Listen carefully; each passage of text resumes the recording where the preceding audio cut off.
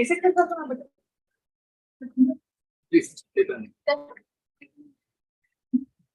Krishna, we are going to start soon. बजाऊंगा ना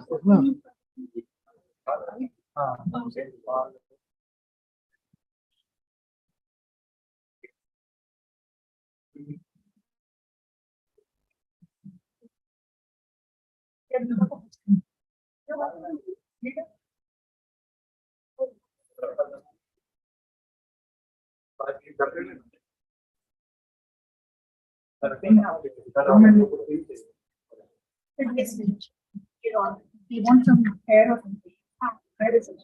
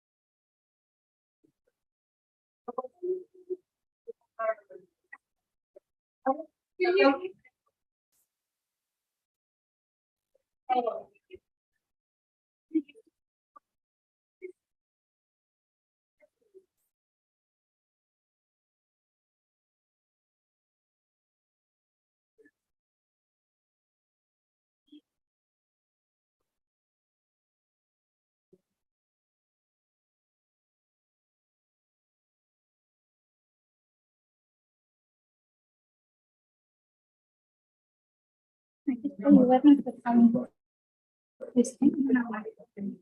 This girl gets traditionally said she's later she said she can't come. So I need some complete rules and what you were going to perform for dance from Bhajan. You want to perform now? Yes, yes.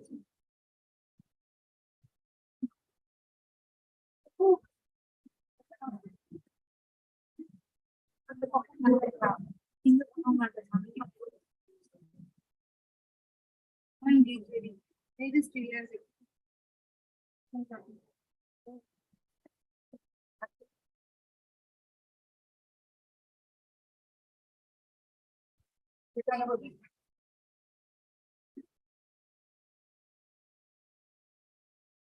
Okay.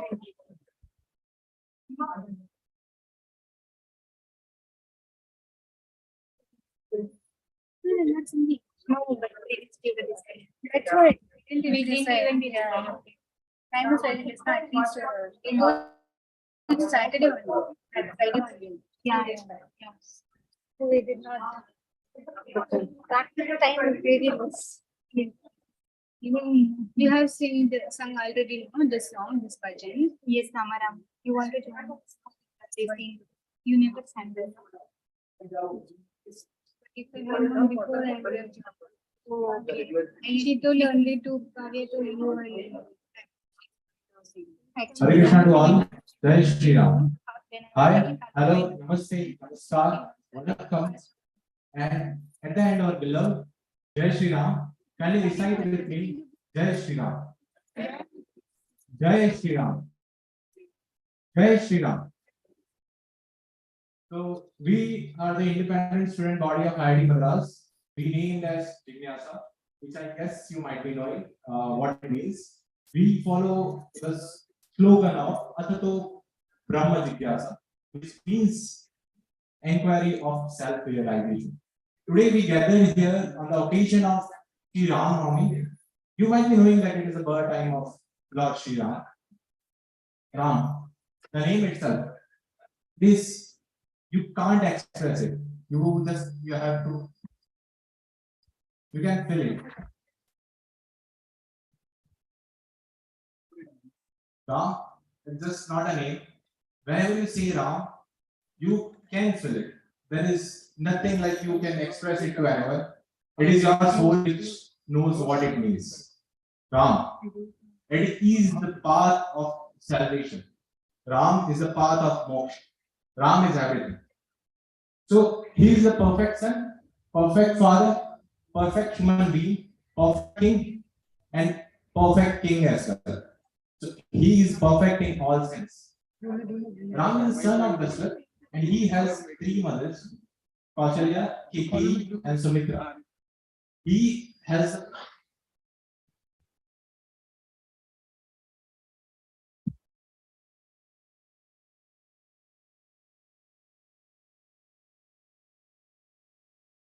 Ram was the son of Dashrath.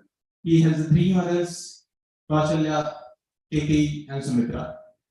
He was going to become the king.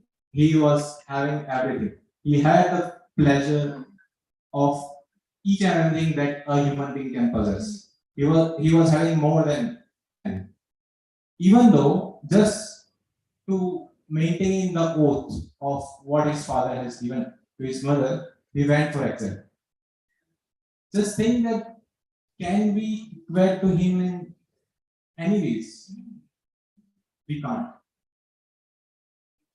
He left his beloved father, he left his beloved army, his beloved Audavasis, and just to fulfill his father's oath, he went to the forest.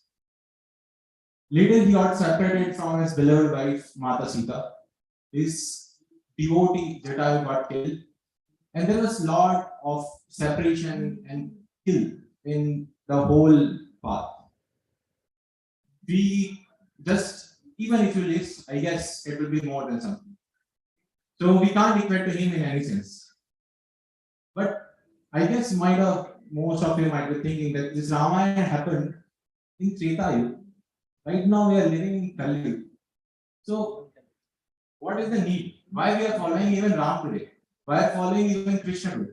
The reason is the battle between dharma and adharma. The people has changed, the behavior has changed, but the battle of dharma and adharma is still there in Kali Yuga. I give you an example. Following the oath of elder, even in Kali Yuga, is dharma. Whereas disrespect of woman is still adharma in Kali Yuga. Doing good and benefit for others is still dharma. Whereas doing something wrong in ignorance is still adharma. Most of the people, if you see, they will tell that Mahabharata and Ramayana happened because of a woman. But wait a little. I have one Sanskrit sloka, which is like Yatra Naryastu Pujyante, Tatra Ramante Devata, Yatra Tastu Na Pujyante, Sarvastata Phala Kriya. Which means the place where the women are worshipped, though they get respect, at that place the God resides. Whereas the place where women are not respected, at that places even the fruit of any karma will be wasted. So it is not the woman because of which this epic happened. It is because the disrespect of woman because of it happened. Okay, I guess you might be bored with all of this, but okay, we'll start with our first event, which is beautiful bhajan. This bhajan will sang by Rama here. I'll invite her on the stage.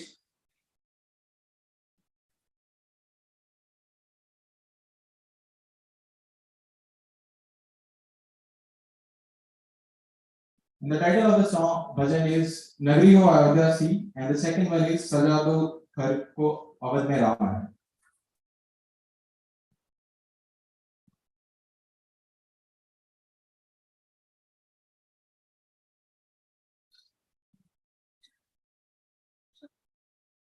Is it audible at the back? Is it okay now? Yes.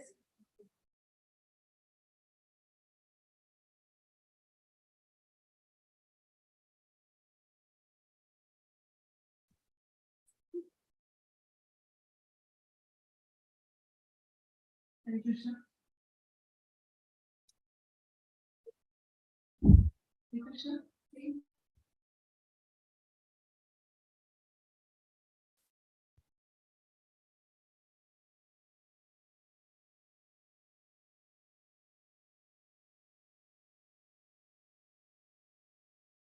Ramachandra ki jai.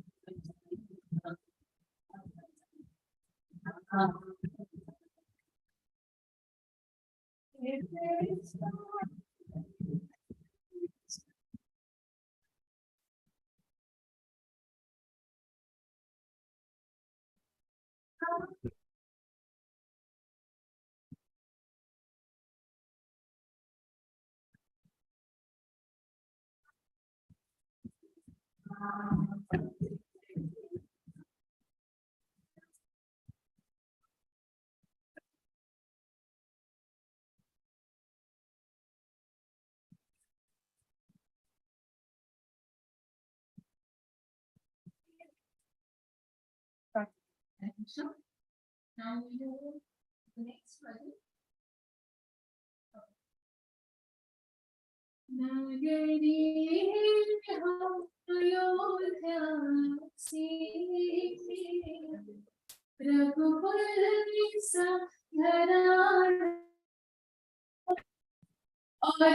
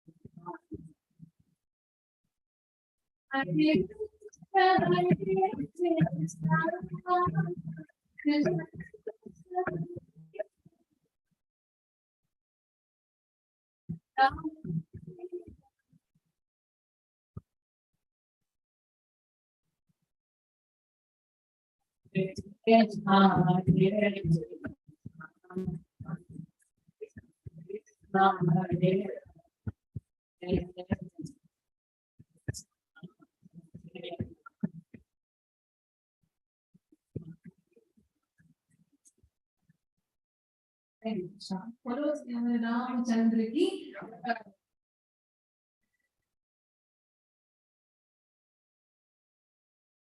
What a wonderful ex.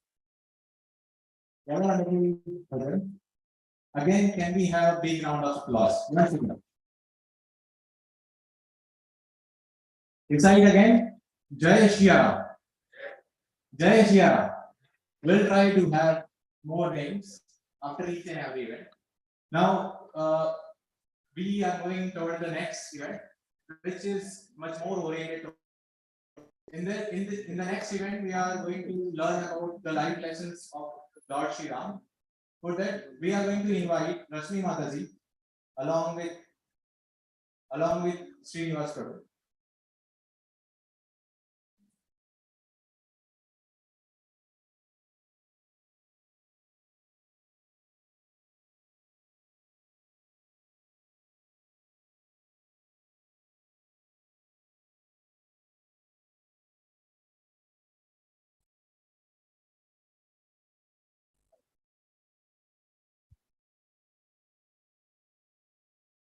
Recite with us.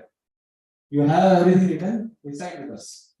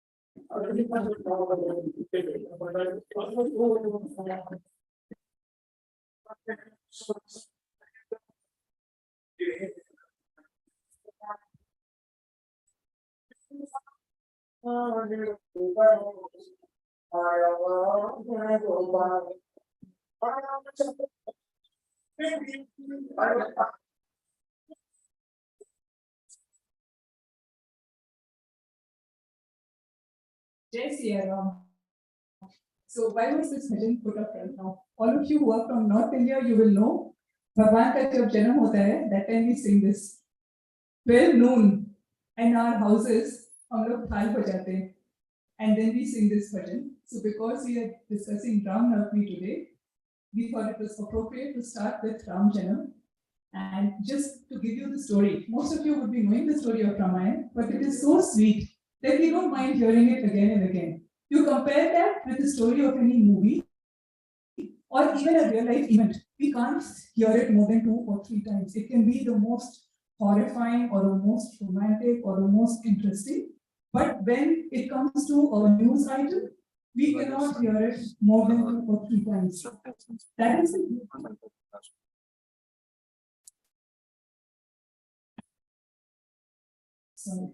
That is the beauty of Ramayana, that we can hear it. We've been hearing it from childhood, and we are hearing it now, and we still find it interesting. We still find it sweet.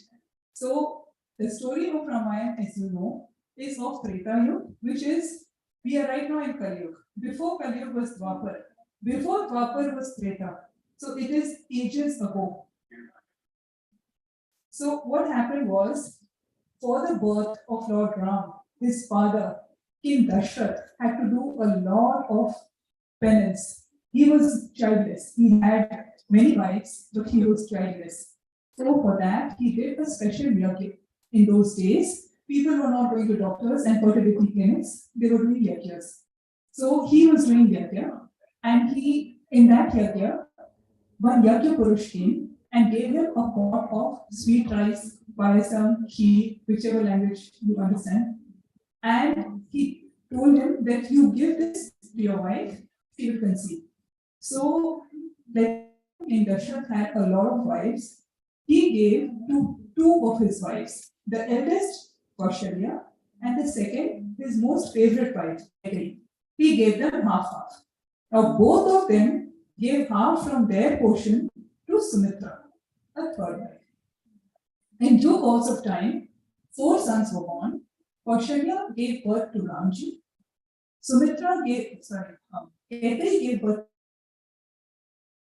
and then twins were born to Sumitra, Lakshman and Shatrugna. Shatrugna is also known as Ripudaman.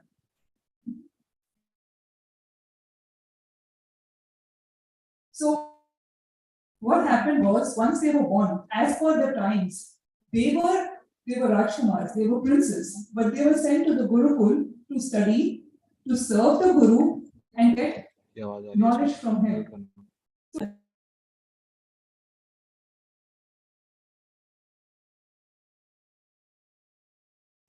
Which is all the Brahmins, all the Kshatriyas will definitely do. Lectures dependent.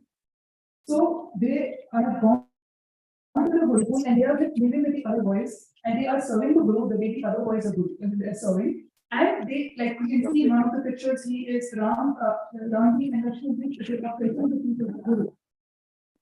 Because that is the role of the student. They have to serve the Guru. So the lesson we learn from this is how simple our life is. Idea is to keep our life simple and our thought process, our thinking high. So this was being exemplified right from childhood in the life of Ram. As you know, Ramayana means the travels of Lord Rama. So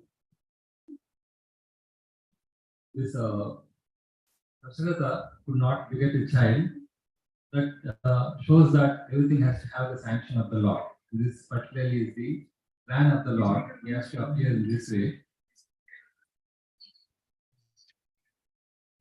So as the story proceeds, once the two brothers, once they have taken the training and they have come back, they have become slightly older, small youths, and they have come back to the kingdom. Obviously, King Dashrath is very happy.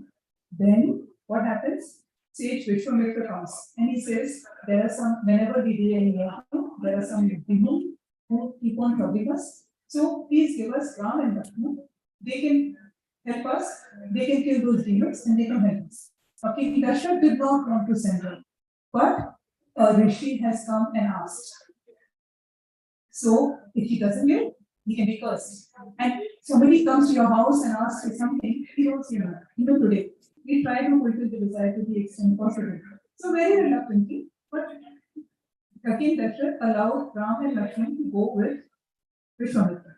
And what they did, they saw Vishwamitra would have himself killed the demon, but in the process he will do his powers. So he didn't want to do that. Instead, Kshatriyas were this Rama and Lakshmana. So he did not want to go beyond his duties. As Brahmana, you are supposed to do these sacrifices. You know that the Swadanam hi Nidanam Shriya. Doing our prescribed duty is better than Paradharmo Bhayava. So this was strictly followed. Although Parashurama was capable of killing the demons himself, he engaged Rama and Lakshmana not only because they are Kshatriyas and they were the right persons to it.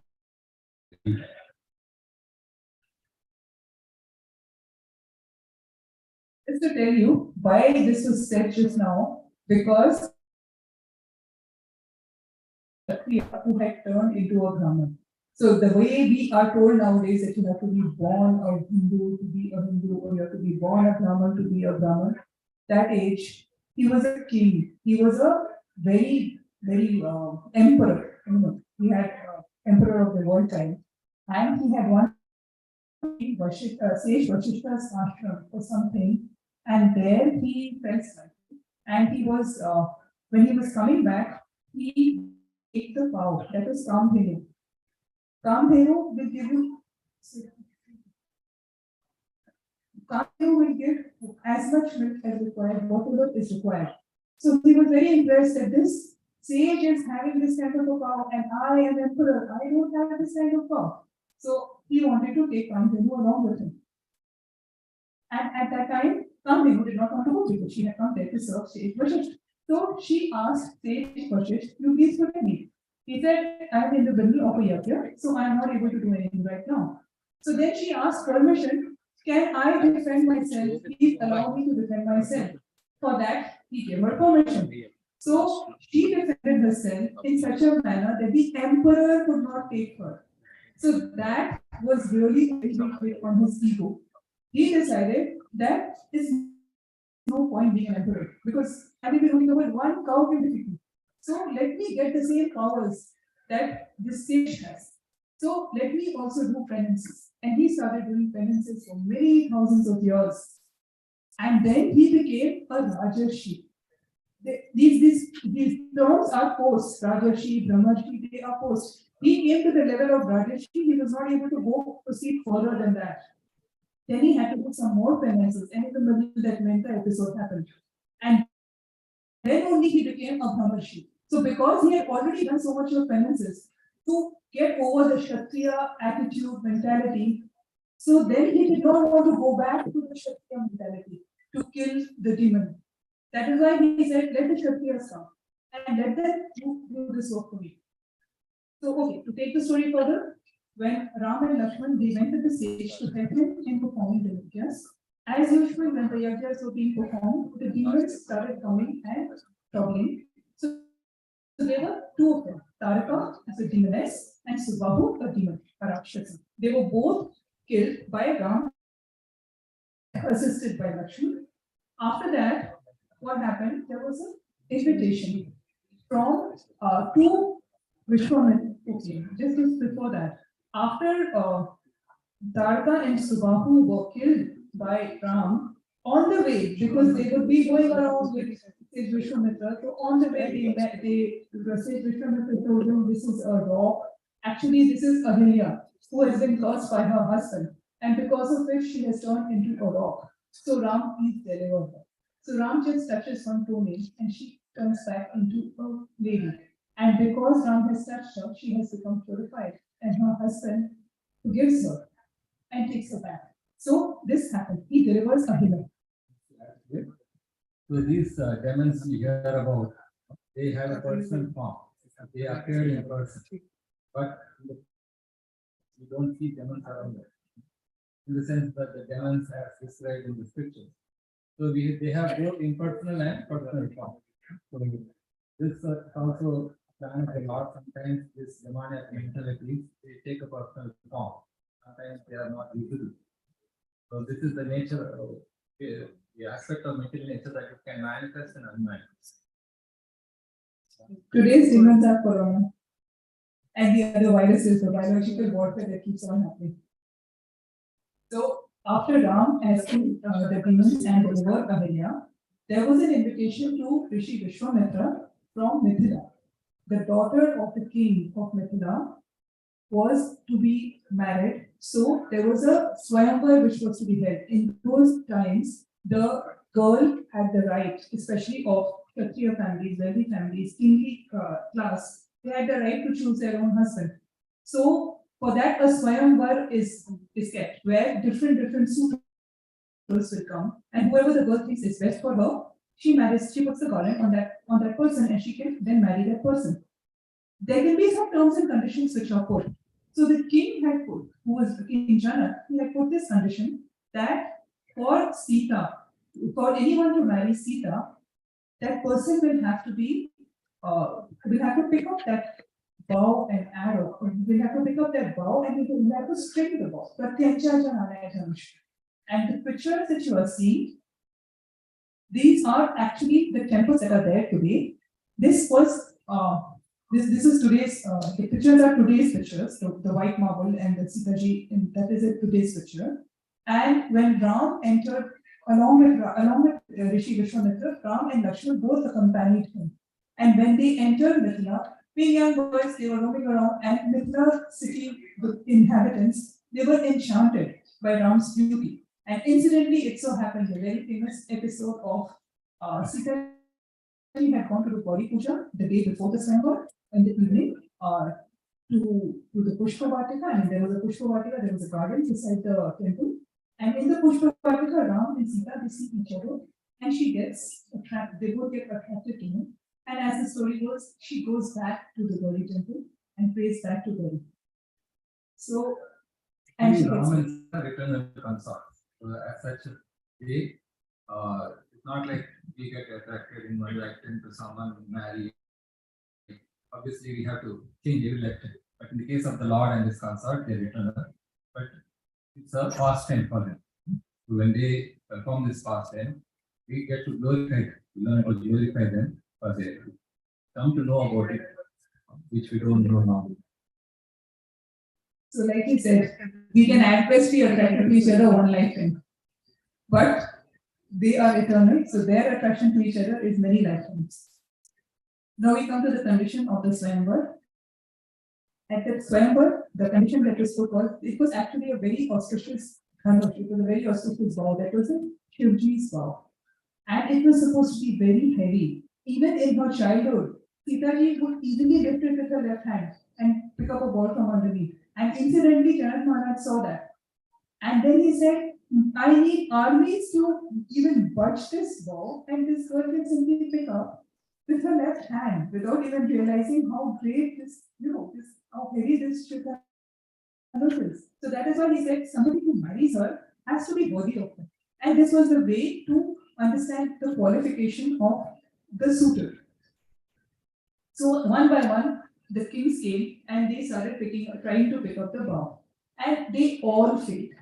When they all failed, they were very frustrated. So they came together and they tried to grab the bow. That is when King Janak became very, very upset, very angry, and he stopped all of them. And then he started lamenting that in the entire world there is no prince who's worthy, who can pick up the bow. When that happens, Here, God is the Shaktiman, is the possessor of the Shakti, and Shakti is the energy of the Lord. They can never be separated. So this Ram and Sita represent the Shaktiman and the Shakti. so when King Janak starts lamenting that there is no prince who is capable of doing this, at that time, Sage Vishwamitra intervenes and he requests Ram to lift the bow. Then Ram was he very easily is able to lift the bow, and when he is trying to string the bow actually breaks. So when that happens, the sound it is tumultuous. It goes out quite a long distance, and We have the Lord's spiritual energy and material. Sita Devi refers to the spiritual energy. Likewise, the bow can be related to the material energy. So it is always under his control. So that's why he is able to easily lift this bow. Whereas in our case, we are not the controllers of the material energy. So no matter how strong we may be, we are not able to surpass this material. so once the bow is lifted, that time then Sitaji comes and she calms down, and they're both very happy. Then the information is given to Ayodhya, and the permission is sought by Lord Rama from his parents. Then they are very happy, they all come for the marriage. At that time, it was decided that there are three sisters. Sitaji had three sisters, cousins, and her that way. So the three sisters are to get married to the three brothers. That way, there were four marriages which happened because of one sin. All four brothers married the four sisters. So Bharata, Lord Ram, and likewise the concerns of attempt and confidence the expansions of Sita. So we have the Lord, his internal energy, and the marginal energy represent the living entity. The Lord also expands in different forms. Likewise, his internal energy expands in different forms, and we are all part of his marginal energy. So once the marriage is solemnized and they all go back to Ayodhya after some time, King Dashrath thinks that I have become old, let me hand over the kingdom to Lord Ram, and then let me retire. So when this information is given out in the public, the entire city starts rejoicing. And at that time, incidentally, Bharat and Shatrugna were in Kaikeyi Village. They were in the Nanihal, in the mother's house of King Bharat. Sorry, of Prince Bharat. So we see in this Ramayana who are the lead characters. They are eternal associates of the Lord. It's not that someone became the father of Lord Ram. We are already father of Lord Ram in the Ayodhya, which is in the spiritual world. So when the Lord makes his appearance, all his associates also come and take part in the pastime. So there are 5 types of relationship. One is the passive mutual relationship. We do not know someone, but in some form we will be related. Just like we will be related to us here, we are related in one sense that we belong to the same institute. And then we have the Asya, that is as a master like Hanuman serving Lord Rama. And then we have the friendly relationship, that is fraternity, like the Arjuna and Krishna were friends. And then we have the a parental relationship, like Dasharatha is the father of Rama, or Krishna had his father was Deva, or Ananda Maharaj. And then you have the conjugal or marital relationship, just like Lakshmana is there, Sita Ram, Radha Krishna. So these are eternal associates in different types of relationships, and they make their appearance whenever the Lord comes. Just like the Prime Minister, maybe he will choose his to accompany him in person. So when this news spreads, it also comes to the temple, to the palace, and there Mantra, who is the assistant or who is a servant of Ketai, she comes and she reports the whole thing to Ketai. Ketai is initially very happy with the news. Then Mantra convinces her that this is not good for her son Bharat. So she devises a plan and she convinces Ketai to follow that plan. Ketai goes into Hope Bhavan. Hope Bhavan is the room where where the ladies would enter when they get angry. In today's age, we don't have a separate Hope Bhavan. We barely have a house or a room because spaces have become constrained. In those times, especially the kings, they had the luxury. So if a lady gets angry, she goes to a particular room, which is called Hope Bhavan. So Ketai goes there, she starts sitting out all her duties, doing all over the place. And then in the night, when King Dasharatha comes to visit her, he understands that this is the situation. So he goes and asks her, what is the matter? So we see these characters also, just like we play a drama, someone is a villain, someone is a hero, someone is a comedian. So even these people seem to be acting like enemies of Lord Ram, but still, qualified to act in a drama also, you should have some qualification. So similarly, these people who seemingly are acting against Lord Ram also, they are taken associates. And there are two types of associates, some who are descending from the spiritual world, some who are in the spiritual world, but due to serving the Lord, they get an opportunity to take part in the pastime when he descends into this material. So then when King Dasharatha tries to find out, not really anybody will ask, oh, why are you angry? So then she reminds him that many when King Dasharatha was fighting a battle, she was a charioteer. And something happened and he was almost losing the battle. And because of her, his life was saved and the battle was won. At that time, he asked her to take 2 wounds. She keeps them in abeyance. So she activates that and she says, now I want my wounds. What are the wounds? I want Ram to go to the forest for 14 years. And I want Bharat to be crowned the king. Dasharatha is devastated when he cannot believe it. But then she is unrelenting. So next morning, what happens? Lord Ram goes to meet King Dasharatha. He's getting ready for his coronation. He goes to meet him. And there he comes to know King is absolutely devastated. Then Ketai mother comes and she tells him, this is what has happened and this is what I have asked. So Ram was absolutely no difference in his confidence, in his behavior, in his peace of mind. He said, okay, 1 minute he is about to be coronated, next minute he is preparing to go to the forest. So here we see the misuse of the opportunity and intelligence. As far as Ketai is concerned, she got an opportunity to ask for a boon. So we have 2 options: either we make the choices, or we allow someone superior to make choices for us. So in this case, she had misused an opportunity and misused her intelligence. Whereas Lord Rama is concerned, for him, his always intelligence is being the supreme Lord. It is very clear. So in any situation, he will be in his favor. So although he was sent to the forest, it was an opportunity for him to serve the purpose for which he had made this. Ram is called Maryada Purushottam. This is the biggest example of equanimity. 1 day, 1 minute. Imagine if you put it in the IIT scenario, 1 minute you're going to be the best student, you're going to get good marks, and you're going to be the best student. And the next minute, you're rusticated out of IIT. How many of us will be able to take it? We have seen enough incidents happening. It is not something that most of us can do. That this level of equanimity that I will fulfill my father's wish, and without any remorse, without any complaint, without any tinge of even towards the mother who has said this. That was Lord Ram. And when Lord Ram decided that I am going to go to the forest to fulfill my father's desire, Sita Maya decided I will go. So when she was stopped by Lord Ram, her reply was, I am your shadow.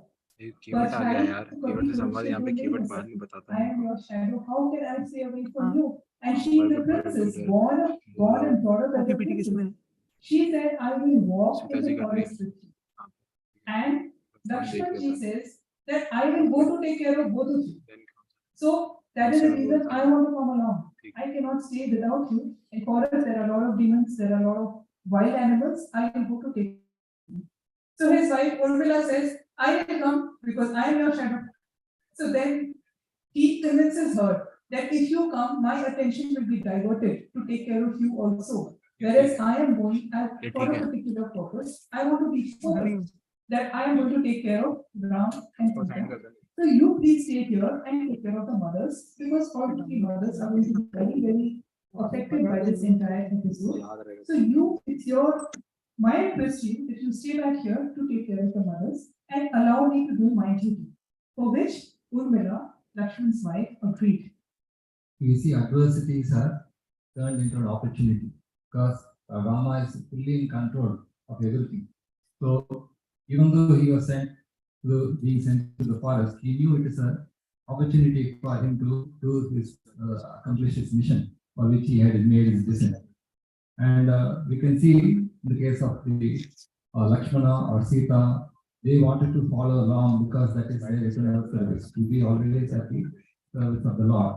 In this way, they have nothing to lose. They have the perfect master and perfect servant. In any situation, it is going to be a win. When the entire Ayodhya city came to know of it, entire Ayodhya said, we'll come with you to the forest. They started following him. And King Dashrath he's become veteran because he cannot take that his son is going to go to the forest. So he sends his prime minister also. Everybody is going, prime minister also go. Go and bring back Ram. That was the mission he gave to the prime minister, R.S. Sumantra. In the night, what Lord Ram did when everybody was sleeping, he just told R.S. Sumantra, please take them back to the kingdom. And in the night, the three of them, Ram, Lakshman, and Sita, they crossed the river and they proceeded further. So normally, if you want to accomplish something, some things have to be done alone. We cannot take with us a huge baggage along. So, as far as Rama, he saw that if these people are going to come, the whole kingdom will be affected. So that will disturb the whole purpose, and furthermore, they will not be able to accompany him to the forest and go through all the tribulations. So this is a lesson for us to know.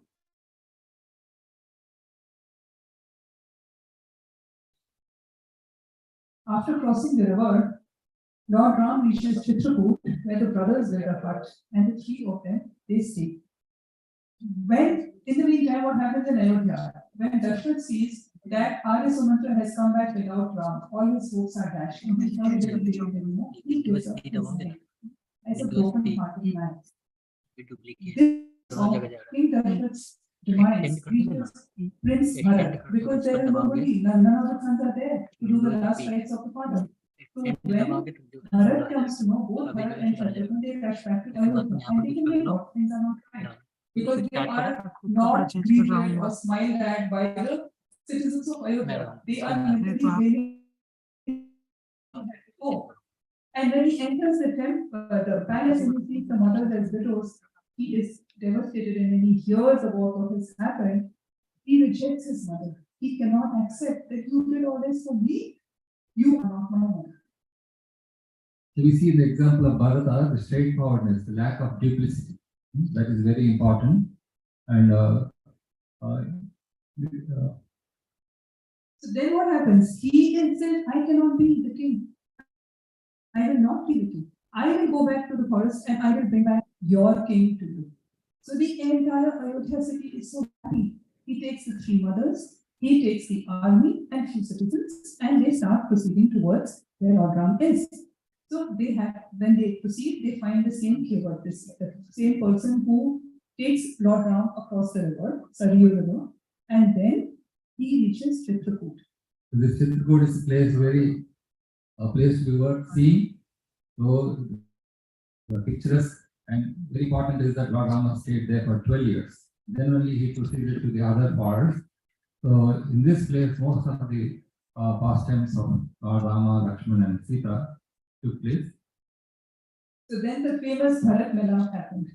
When Lord Ram and Bharat meet, they are so much full of love and so much full of sacrifice. I will not get into details about this because you will see this in the next event.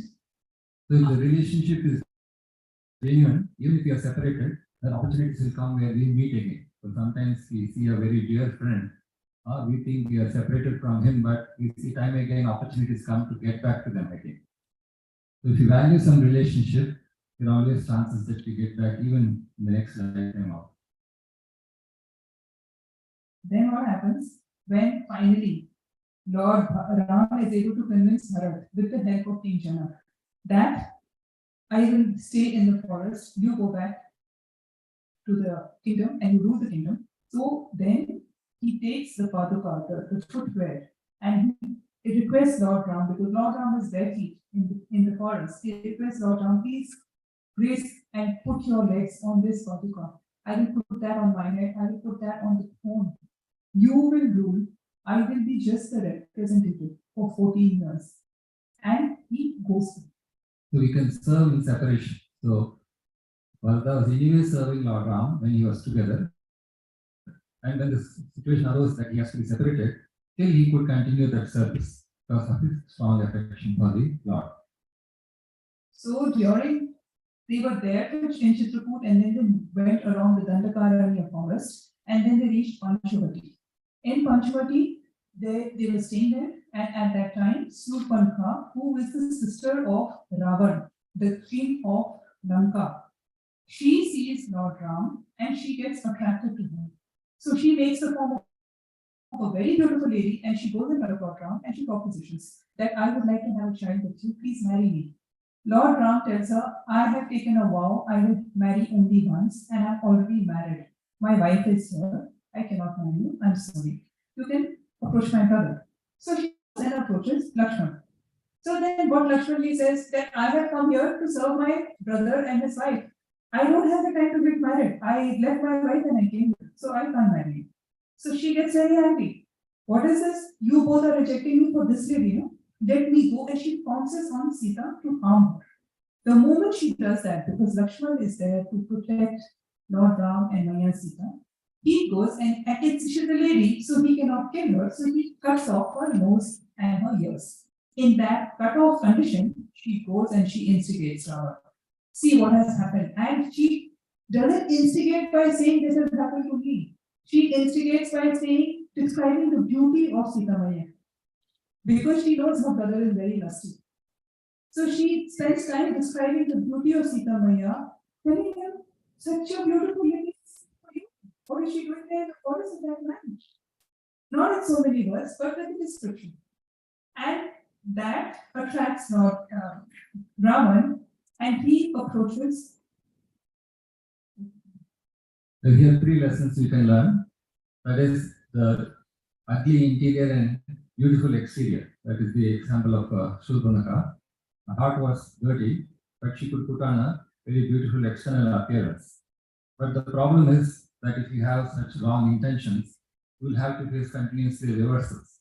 As she saw, her intentions was not good, but so every attempt she made was led in failure. And Yes.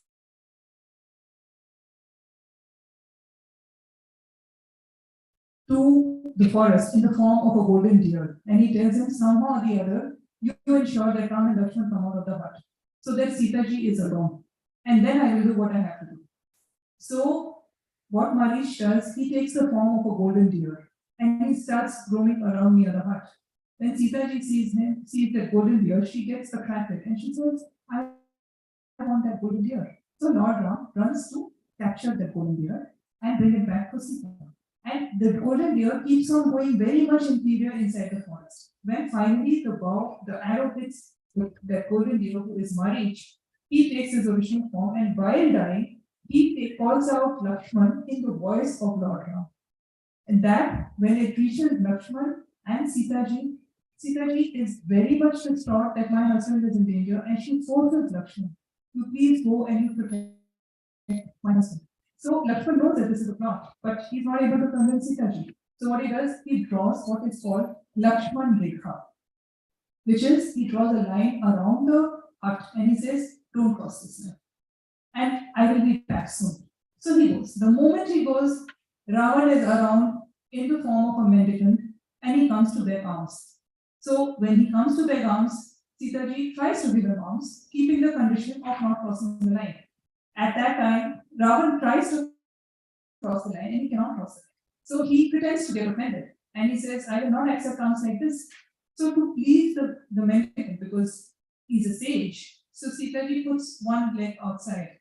That was enough for Ravan. That is enough for him to pull her out and kidnap her. So here there are many lessons in between.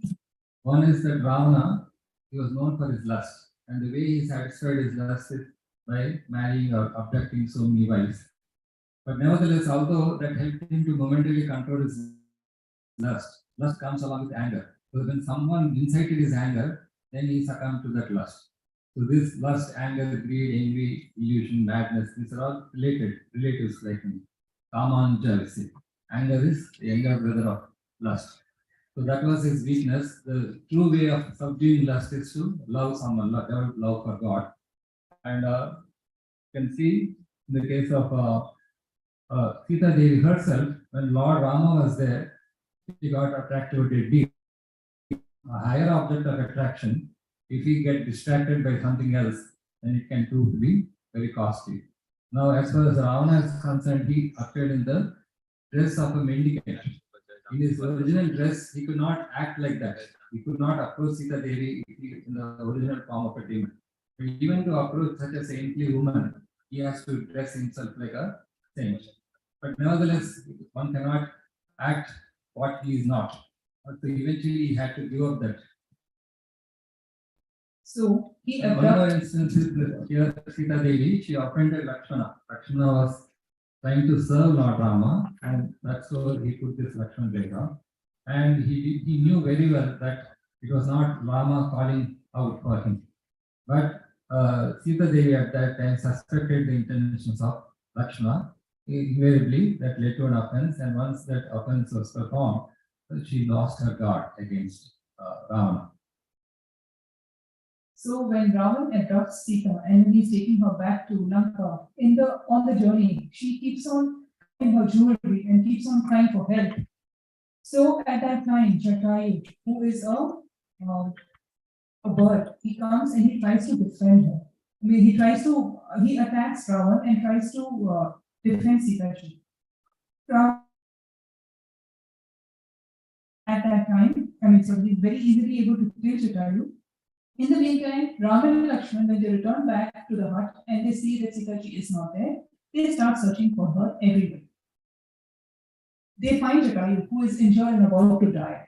And Jatayu informs them that she has been abducted by Ram. Ramji does the last rites of Jatayu, which she did not do even for Darshan. After that, they are searching and they found some monkeys. Those monkeys they are led by they were led by a Bali and that. Sugriv was the king in exile. One was like a minister from him. So what Ramji does is he first helps Sugriv get back his kingdom. He helps him to fight his brother Bali and get back his lost kingdom and his wife Kara, because they were monkeys. He had somehow managed to abduct the wife also and the kingdom also. So first Lord Ram fulfills the desire of his friend. In a relationship or friendship, it's give and take. So first he gives, and then there is a question of his taking. After that, when Sugriv becomes the king, he sends out search parties in 4 different directions with instructions on what to do. They Mother Sita, and they have to come back and give information to Lord Ram. the direction in which Angad was sent, who was the crown prince, who was the son of Tara, he was sent in that party. Hanumanji was also there, and they were sent in the southern direction. Hanuman, when they reached the ocean, shore of the ocean, at that time, the discussion started because there were no aeroplanes at that time. So how to go across to the other side? And they came to know that Lanka is on the other side. So what to do? Each of the monkeys started saying, I can jump this much yojana. Another said, I can jump this much yojana. At that time, Hanumanji has forgotten what his powers are. He is reminded of his powers. And then he leaps across the ocean to reach Lanka. He searches for Sitaji in the palaces, and he doesn't find her in the palaces. But he finds Vibhishan praying to Lord Ram in one of the palaces. And then he has a small conversation with him, and they both realize that both are devotees of Lord Ram. He finally finds Sitaji in the Ashok Vatika, which was a garden. She was under a tree, and then he realized, yes, she cannot be sleeping peacefully in a palace when she has been. And she is sitting very remorsefully, and she is very, and then on a tree to see what's going on. And Ravan comes and he starts torturing Sitaji again, trying to convince her to marry him. After he leaves, he drops the ring. One ring had been given by Lord Ram to Hanuman. That I think you may be able to find. If you find Sita, just give her this ring to prove your authenticity, that you have come from as my messenger. So when he drops the ring from the tree, then at that when he starts singing about the glories of Lord Ram, Sitaji's pain is dissipated, and then he meets Sitaji and he gives her the ring. At that time, she is convinced that yes, this ring cannot be manufactured by Rama. This is a fact. This person is a messenger of Lord Ram. So he gives her the ring and he gives her the message of Lord Ram that I will come, you hold on. And he returns. Before returning, he asks Sitaji for permission. Please allow me to eat something. I'm very hungry. So when he goes to eat, there's a big episode in 24 hours, the most eventful 24 hours that have been mentioned in the scriptures. These 24 hours. From the time Lord Ram, Hanumanji reaches Lanka, in the next 24 hours, what all happens? It's actually a very, very long thing. To cut it short, he goes to eat fruits and he is captured. He wreaks havoc in the garden, and then he is captured and he's brought in front of in front of Rama. And then Ravan gets annoyed with him and he tells that okay, he delivers the message of Lord Ram that I have come as a messenger of Lord Ram. You can please return Sitaji, or you can face defeat because Lord Ram will come and take her back. He will defeat you. So he then tries to harm the messenger, but you cannot kill a messenger as per the terms of that time. So he says, okay, burn his tail. Uski pooch jala do. So then that is enough insult for him. So they tie his tail with a lot of cloth and he keeps on increasing the length of the tail, and then they put a lot of oil in it, and then when they burn it, he uses that to burn the entire Lanka. The entire Lanka, which was called Soneki Lanka, which was golden Lanka, that was burnt. And then he goes and he douses the fire in the ocean, and he returns back with the message of Sitaji. And all the monkeys are very happy. The search party returns to Lord Ram and inform him about the whereabouts of Sitaji. So we see in the case of Jatayu that although he was powerless in front of Ravana, still he put his effort. And in the process, he did some service for Lord Ram, and his name, Lord Rama personally performed his short sermon. Until now, that place is there, Lepakshi, in Andhra Pradesh, where this past time happened. So we are still remembering for his service. It was very significant, although he was powerless before Lord Ram.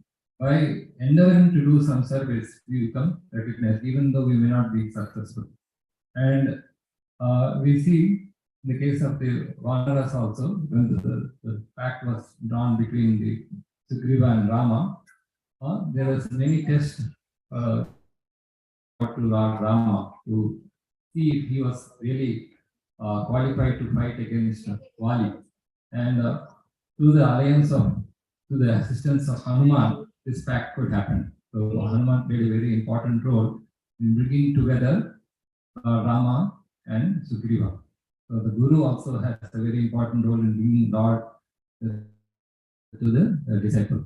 And we see this throughout the search for Sita Devi, they had to, every moment they were failing. But because they were serving the mission of Lord Ram, somehow it worked out in their favor, even though they were every step facing some problems or challenges. Because they were serving the right mission, they were constantly getting direction at every step. And here we see in the case of Hanuman that he was by a curse in his childhood. He was not aware of his strength. But the seniors like Jambavan, they reminded him of his strength, and then he could do the impossible. So we may not be aware of our own strengths, but if we are part of a great mission, then the people who are also part of that mission can remind us of what is our purpose and goal. And Hanuman is Sundarakanda is there. Sundara means is the most beautiful part of the Ramayana, because it shows the what are the service opportunities we have. And what happens? The army of monkeys has reached the shore of the ocean. One person can fly across. The entire army, how does it fly across? They don't know how to do that. So Lord Ram starts praying to the ocean god. Please us to cross the ocean. 3 days happen, nothing happened. And even the ocean god is thinking, this can't be God. I mean, he's praying to me, he cannot cross the ocean. After 3 days, Lord Ram says, Hai bino hoy na priti. And he takes out his bow. And at that time, Sagar understands that no, I have done something wrong, and he comes and he appears in front of Lord Ram. Nal and Neel, they are gifted. If they put any rock on the water, it will float. So, with the help of Nal and Neel, you can make a bridge across the ocean. So, after that, what all the monkeys start doing, they start writing Ram and they start giving it to Nal and Neel, and Nal and Neel, they are putting the rocks on the ocean and they start making the bridge. So there is a very interesting pastime that at that time Lord Ram thinks, let me also help them. So he says, everybody is writing Ram, why don't we need to write Ram? So he takes a rock and he puts it in the ocean. It sinks. He takes another one. It sinks. He is bewildered. What is happening? So then somebody comes and explains to him, the Prabhu, aap jisko chhodenge, wo kaise karega? We are taking your name. And that is why these rocks are floating. But if you drop someone, that person has no future. How can that person float? Even a rock cannot float. So then Lord Rama understands, let them do their duty. There is another story of a small squirrel. Everybody is helping. Somebody is breaking mountains, somebody is bringing rocks, somebody is bringing trees. They are trying to make the bridge. So this small squirrel, she can barely take some few grains of dust, mud. And she is also trying to come and put that in between the rocks. And at that time, Hanuman gets very annoyed with her, move out of my way.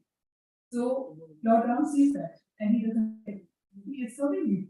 So he takes the squirrel in his hand and he just caresses her with his 3 fingers.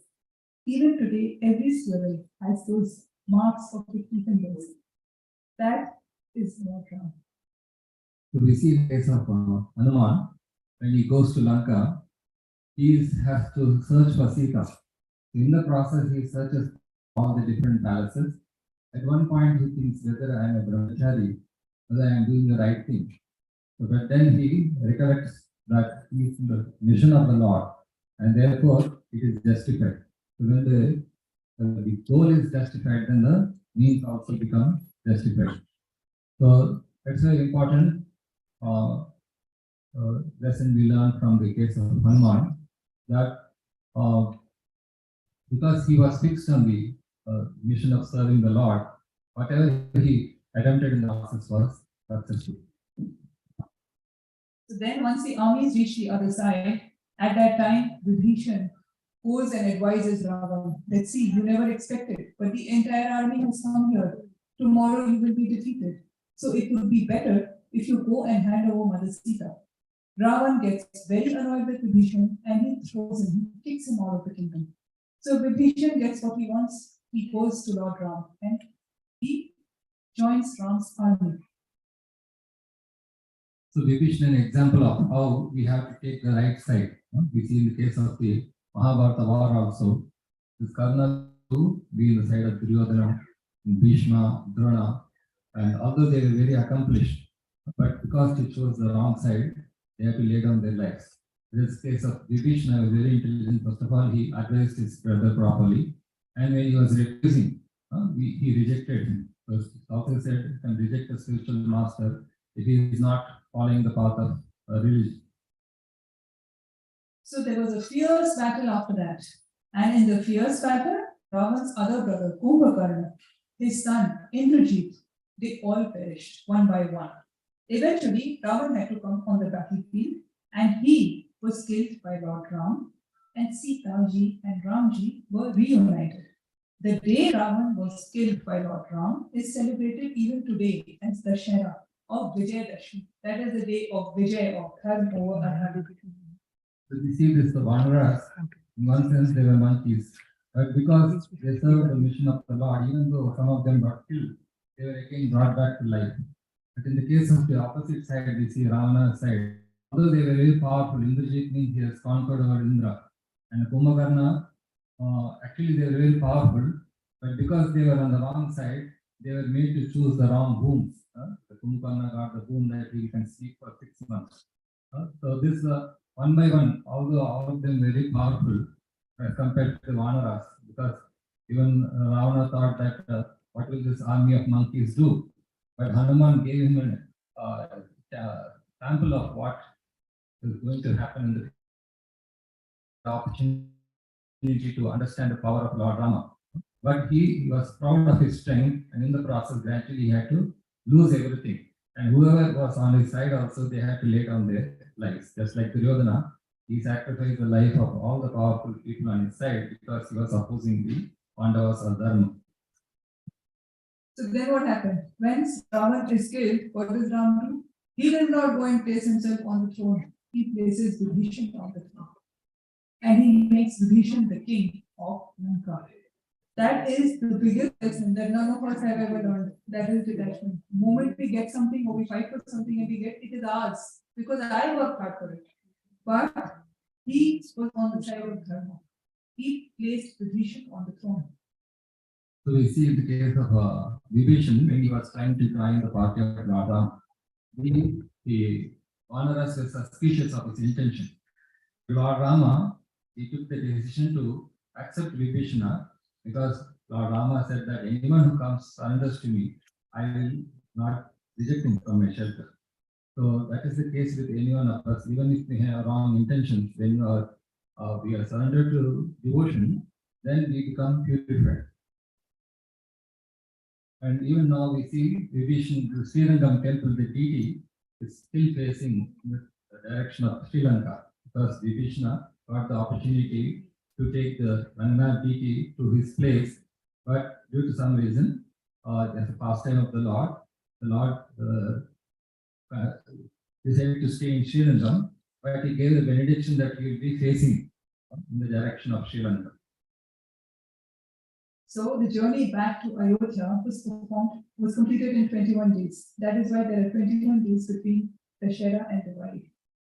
So when Lord Ram and Lakshmanji and Sita ji returned back after 14 years in exile, the entire city of Ayodhya was lit up with lamps because it was the night of Amavasya. So they said there cannot be any darkness because Lord Ram is returning. So every house, every family, every street was filled with tears of light, which we are doing even today as we call them. So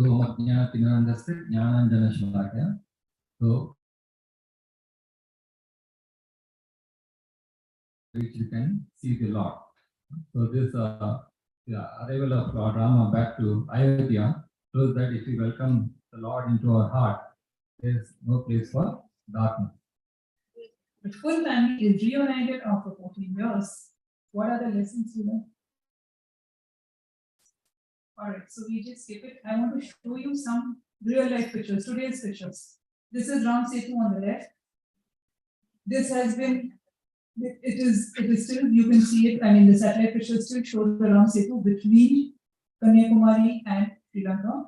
The middle picture is the Jatayu Nature Park in Kerala. The third picture is Jatayu Tirtham in Rameshwaram. And these are pictures of floating stones in water in Rameshwaram. There are other contemporary pictures. These are Lord Ram's murtis which are outside of India. So we have in Bangkok, we have in Bali, we have in Aceh, Indonesia. And recently, there are so many famines across the world, and the riverbeds, whenever across Europe and America, what is coming out is temple and beaches. So it is all across the world. In South America, Japan, in all these places, you can see paintings of Lord Rama. In Russia, it is being found. So this Ramayana is an epic where you can learn many lessons. Of course, we give only a few lessons, but even the more we keep reading, the more and more lessons you can learn from this Ramayana and the Mahabharata, which are epics, which any common man can learn a lesson with, even without knowing the deep philosophy. Thank you very much for your patient hearing. I hope we could deliver some message to this part. Thank you.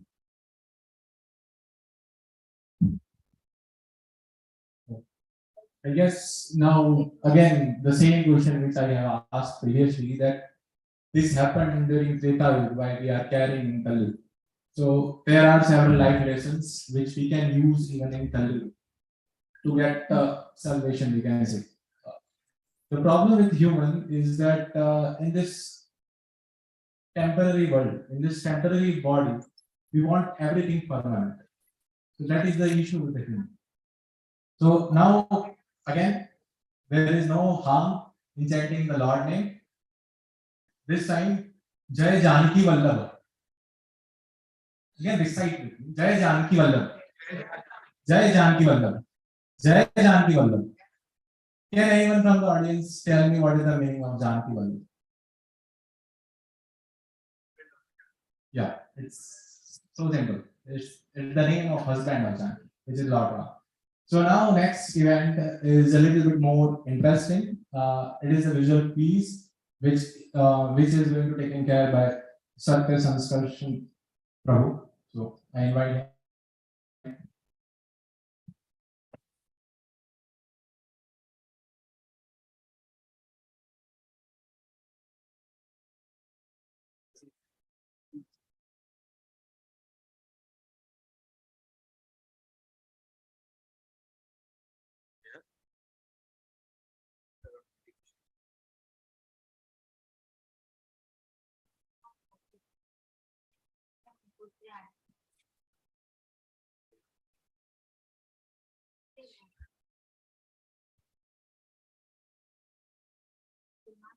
Hare Krishna. Hare Krishna. We are very, very happy that we are celebrating Navami today. So I thought, because most of us have already heard Ramayana stories, so we had thought that we will show certain pictures to you, and you all can raise your hand. We will not be able to give everyone a chance, but at least unique participants, they can answer every time. And they also have some special spiritual books as gift for those who answer correctly. So I will be asking, I will be showing some pictures, it will be visual, and you have to answer the question. I'll ask the question and you will see it. My name is Satya Sankarshan Das. I did my bachelor's from MIT Trichy, and later I did my master's from IIT BHU. And I had come here for some sessions for some of the students here in IIT Madras. Happy that Srinivas Nitai and Mataji were organizing this beautiful Ramnavami festival. I thought I'll also just share some things with all of you. So we'll begin with a small verse from the Srimad Bhagavatam, which glorifies the pastimes and the characters. Purusho Ramacharitam Shavane Rupadharam Amrasam Shapado Rajan Karma Bandher Vimuchyate. The shloka says that when we hear the glorious character and life of Lord Ram, Purusho Ramacharitam, Shravane Rupadharyan, if we hold this katha in our ears, then something very special happens to the hearers. And it says that Amra Samsha Pado Rajan, it says that from all the negativity, the envy, the competitive mentality, all that goes away. And we develop love for the Lord. And that leads to our eternal salvation. Karma bandhe vimuchyate. So we will, is that, is that? We'll begin. I was thinking that the quiz should have happened earlier because during the course of the presentation, many of the questions I saw that what questions I had prepared, many of them were displayed. Let's see how much all of you were attentive. We'll find it out.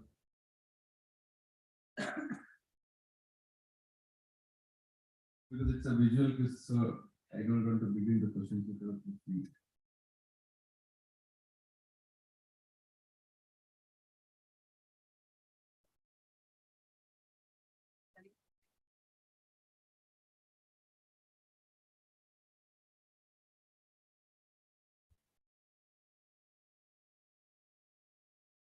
Someone is there with the mic for the audience? Okay. And one of you can be with the gifts also.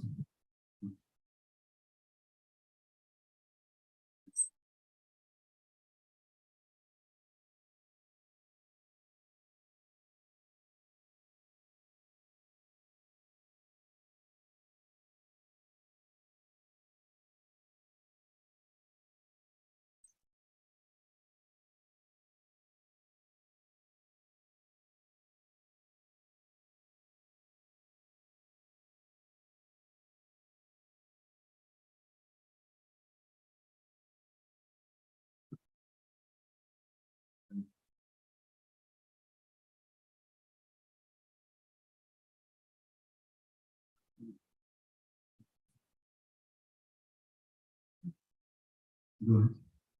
Okay. So, good. Go to the first question. Yeah. So this is a very special pastime. I think in the lecture also it came in middle. So this is someone is taking Mother Sita, Lord Ram and Lakshman crossing the river. So can someone quickly tell which pastime it is? Who is that personality? It's a very easy question. What is the name of that person who is taking? Please give. No, not Guha. Guha is not the right answer. Guha was the Nishad Raj. He was the king of Nishadas. So this is, what is the name of that boatman? Very. Please raise your hand. No, not you. Because they help me in making the PPT. They cannot raise hand. Yeah. Someone?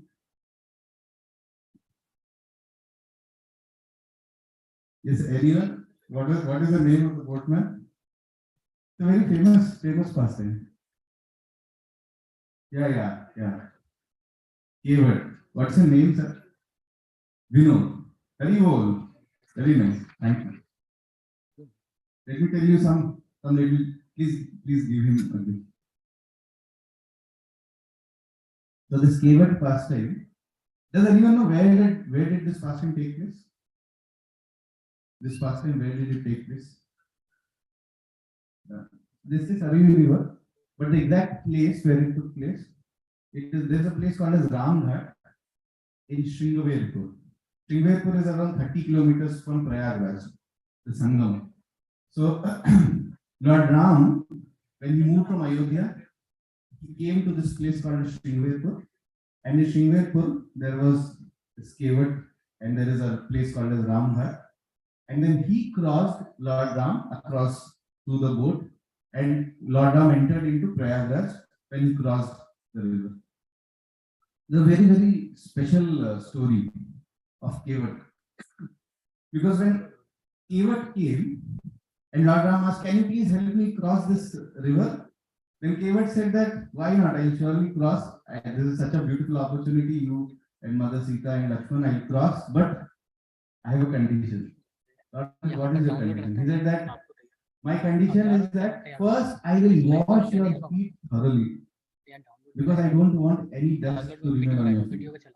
And then only I will allow you to sit on the boat. So then Lord Ram said that, why this condition? Then he said that long before I have heard, when you were a small child, you were going towards Mithila, that time you had touched your feet to a stone, and that stone converted into which area. So he said, what if your lotus feet does it touches my boat and it gets converted into another woman? I already have one wife. To serve her, I am having this boat. If this boat also gets converted into another lady, then it will be too difficult for me to maintain. So then he says that Ram and Sita, they were all smiling at the nice way he was explaining. So he washed the feet, then he drank because that is Charnamrit. And after he crossed, so Ram was thinking that I don't have anything to give to him because I am in forest. Sita understood this. And what Sita does, Sita takes out her ring, the ring which her mother had given during the marriage. She took out the ring and gave to Ram. And Ram gives this ring to Kevat. And Kevat says, no, all this is, you are a cheater. You are cheating me. I crossed you across the river, so you should also cross me across the Bhavasagar. Because I am a small boatman, I cross you across a small river. You are a big boatman, so you should cross me at time of my death across the Bhavasagar. And you should take me to spiritual world. So Ram smiles. Then he did not accept that ring. Interestingly, Lord Ram is a very disciplined man. So if he got a ring from Sita and he gave it to Kevat and Kevat rejected, ideally, according to Ram's character, what he should have done? He should have given it back to Sita. But he did not give. He himself wore it. And Sita was thinking, this is very peculiar. My husband does not act like this. But she did not say anything. Later, this was the same ring which Lord Ram gives to Hanumanji. And Hanumanji shows this to Mother Sita. So this pastime has a lot of significance. Please go ahead. Okay. So this is a very simple question. Who is revered as the author of Ramayana? Valmiki Ramayana? Yes, it is Valmiki. You will not get gift for this question. You will get for the second part. Before becoming a great saint, what is the past of Valmiki? He was dacoit called Ratnakar. Yeah, very nice. So what happened? So you can explain little what happened. How did he convert into such a great saint? I think Narada met him and asked him to chant the Ram. So Narada met him, very good. We will give you the prize, don't worry. Narada met him. He asked him to chant the name of Lord Ram. But interestingly, Valmiki, at that time Ratnakar, could not even utter the name Rama. It could not come out from his mouth. So Narada understood that he is so simple that he is not able to pronounce the name Ram. What did he do? He told him to chant Mara because he was killing and he was looting people. He said, you chant Mara, Mara, Mara, Mara, Mara, Mara. And this got converted into Ram. This shows that every saint had a past and every sinner has a future. The personality, Valmiki, who in his past could not of Ram, this personality, power of holy name, got so pure, became so pure that he became the author of the greatest poet we ever composed, the Kavya, Ramayana.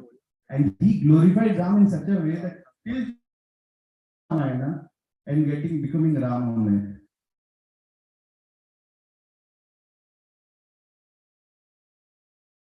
Okay, just go behind once, go to the previous step. I'll ask one more question. Can anyone tell what is the time when Valmiki is actually writing this Ramayana? Do you know what was Ram's age when Valmiki is started writing Ramayana? Any guesses? It's a difficult question, but there is that when was Ramayana being written by Valmiki? Before the birth of Rama? No. Yes, please. Please give it a look. Then love kush was born at that time. Something, you're close to the answer. Basically, Ram has returned back to Ayodhya. The fight of Ram and Ravana is over. Sita has been brought back to Ayodhya. And after that, when Ram starts ruling as the king, that is the time when Valmiki Ramayana has been written. How do we know this? I tell you the reason. If you see in the Ramayana, Valmiki Ramayana, the first 100 verses, they are spoken by Narad Muni.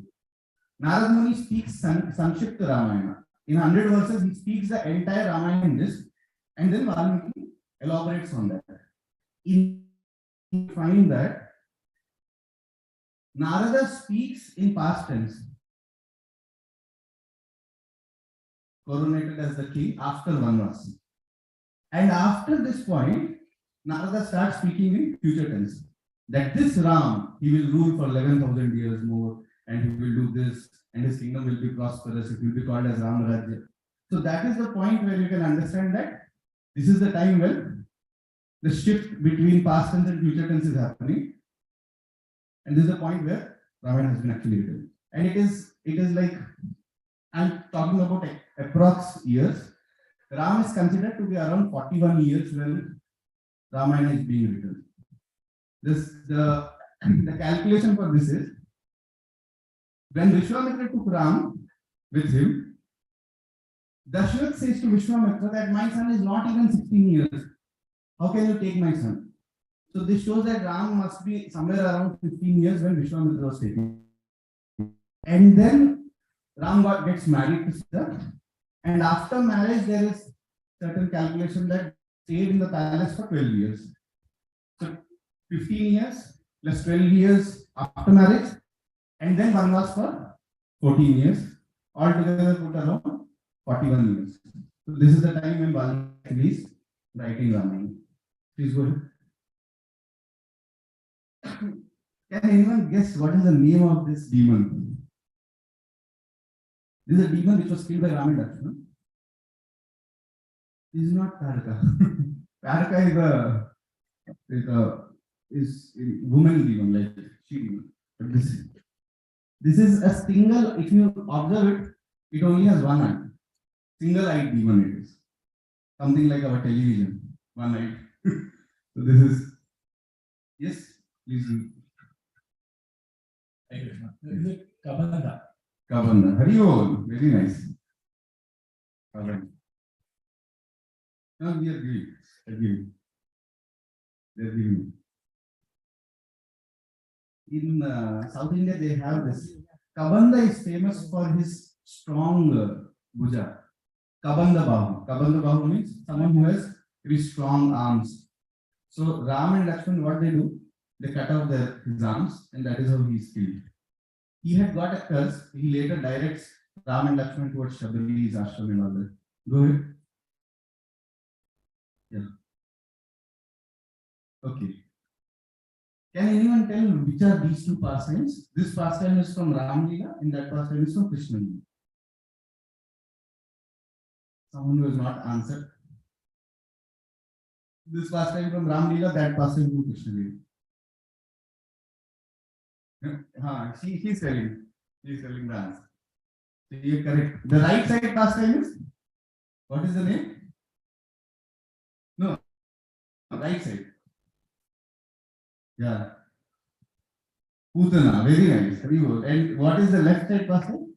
What you said just now? Tadaka. So please give us some prize. But actually I had not planned prize for this answer. The answer which I was looking for is the next question in this. What is the similarity between these two pastimes?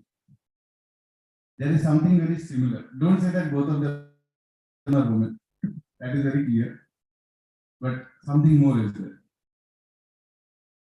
Okay, she's raising the hand. In Krishna and Ram pastime, both of the Lord has killed first woman. Yeah. Reward. The significance of these two pastimes are, in Krishna Leela, the first demon which Krishna killed was Putana, And in Ram Leela, the first demon which Ram killed was Taraka. Go ahead. Okay. I think already in the discussion this pastime came. This is Ahilya's pastime. So I changed the question. Which pastime is depicted and where did it take place? Where did it take place? I think Mataji had told in the class also that while Vishwamitra was taking all of them towards Mithila, so close to Mithila, there is an ashram. Whose ashram? So can someone name the husband of Ahilya? Gautam Rishi. Gautam Rishi was the husband of Ahilya. Will not get prize for this. This is easy. I'll ask the question. Ahilya's pastime took place in Gautam Rishi's ashram, but there was a person in the court of Mithila, Janak Maharaj, just like Vashishta was the head priest of Dasharath. Similarly, the Kulguru for Janak, there was a person. This person, when Vishwamitra goes with Ram and Lakshman, so he says to this person, this because he's also a priest, he's also a Kulguru for Mithila. So he says, do you know who are these personalities? He says, who are these? And then he says, they are the sons of the great king Dasharath. He says, so what?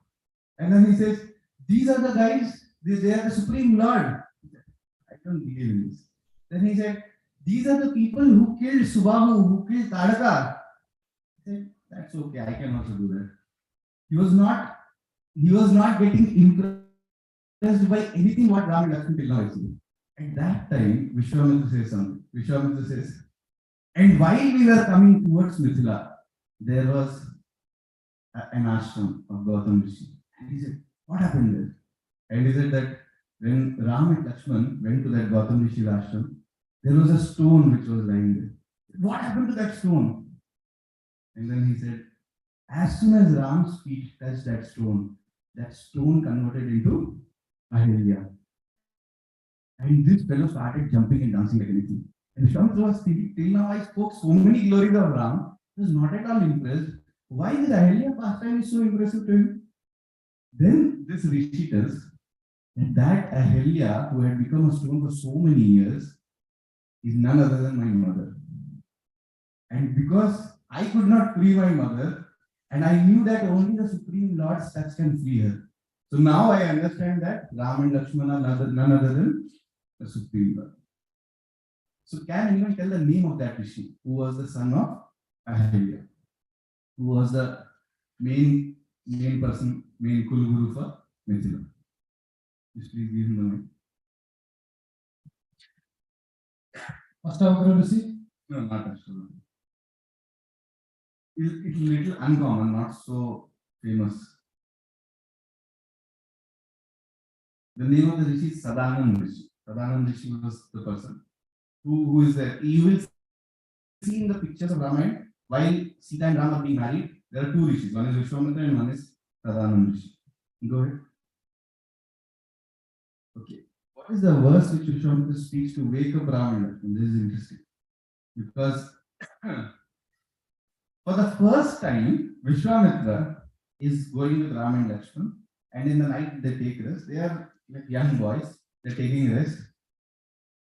See, if we humans, if we get up early morning, the early morning phase of ours is we don't want to show it to anybody till the time we take a fresh bath and we brush our teeth and we sleep. But for the Lord, it is explained that the morning darshan of his getting up, that is called Mangal darshan. So this Mangal darshan is the most auspicious darshan and very, very beautiful.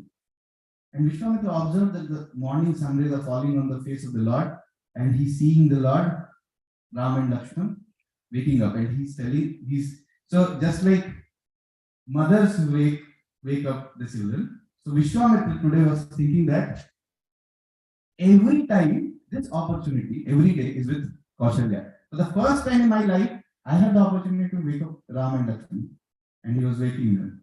So while waking them, he sang something which is very, very famous. It is very famous in South India especially. So what is that stotram which he sang? Someone who has not answered can answer. Yes. Who was answering? Someone? Yeah. So there he says this Venkateshwar Suprabhatam. Kaushalya Supraja Rama Purva Sandhya Pravartate Uttishta Narashala Kartavyam Daivamanditam Uttishta Govinda Uttishta Garudaಧ್ವಜ Uttishta Kamala Kanta Trailokyam Mangalam Kuru. So this verse says Kaushalya, that's why he's remembering Kaushalya. It starts with Kaushalya because he's remembering that Kaushalya gets this opportunity to wake him up. And he says, Kaushalya Supraja Rama Pura Sandhya Pravartate. Oh, the Sandhya is gone, the night is gone, the morning has come. Oh, darling of Kaushalya, please get up.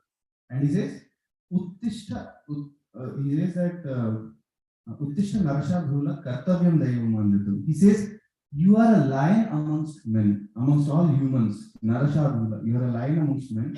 And please get up to perform your duties for which you have descended to this world. Like that. Go ahead. I think someone answered here. Oh, you got some? Yeah. So these are three obstacles which Hanumanji faced while he was crossing the ocean. Does anyone know the name of these three obstacles? First is a mountain, second the demons, third also another demons. Anyone knows the names of these demons? So this is on the way towards Lanka while he's crossing the ocean. Someone is raising hand here. I think. You know the answer? You know one? Okay. Which one is Surasa? Which is Surasa? This the middle one. The middle one is Surasa. The first one is it's a mountain. Yes? No, not Mandara. Not Mandara. Even the names are similar, but Mandara is a quite different mountain. This mountain is named as Mainaka mountain. There's Maina, the next is Surasa, and the last one, not Lankini. Lankini he meets after he reaches Lanka. He is the doorkeeper of Lanka. So this last demon is called Simika. So you all can remember. This is Mainaka, this is Surasa, and the last one is Simika. I'll tell you very briefly what these three demons were doing. The first, Mainak mountain. So Mainak mountain was situated in the depths of the ocean, and to serve Hanuman, she wanted to give him comfort and give him some nice place to rest. But Hanuman overcome this obstacle known as complacency or laziness, because he knew that I am on a very urgent mission. I cannot take rest till the time this mission is accomplished. So this is the obstacle of complacency which Hanuman overcame.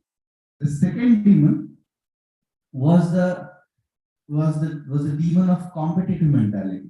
Surasa was growing in size, Hanuman was growing in size, Surasa was growing more, Hanuman was growing more. Surasa had got a boon from Brahma that nobody can cross you until and unless he enters your mouth.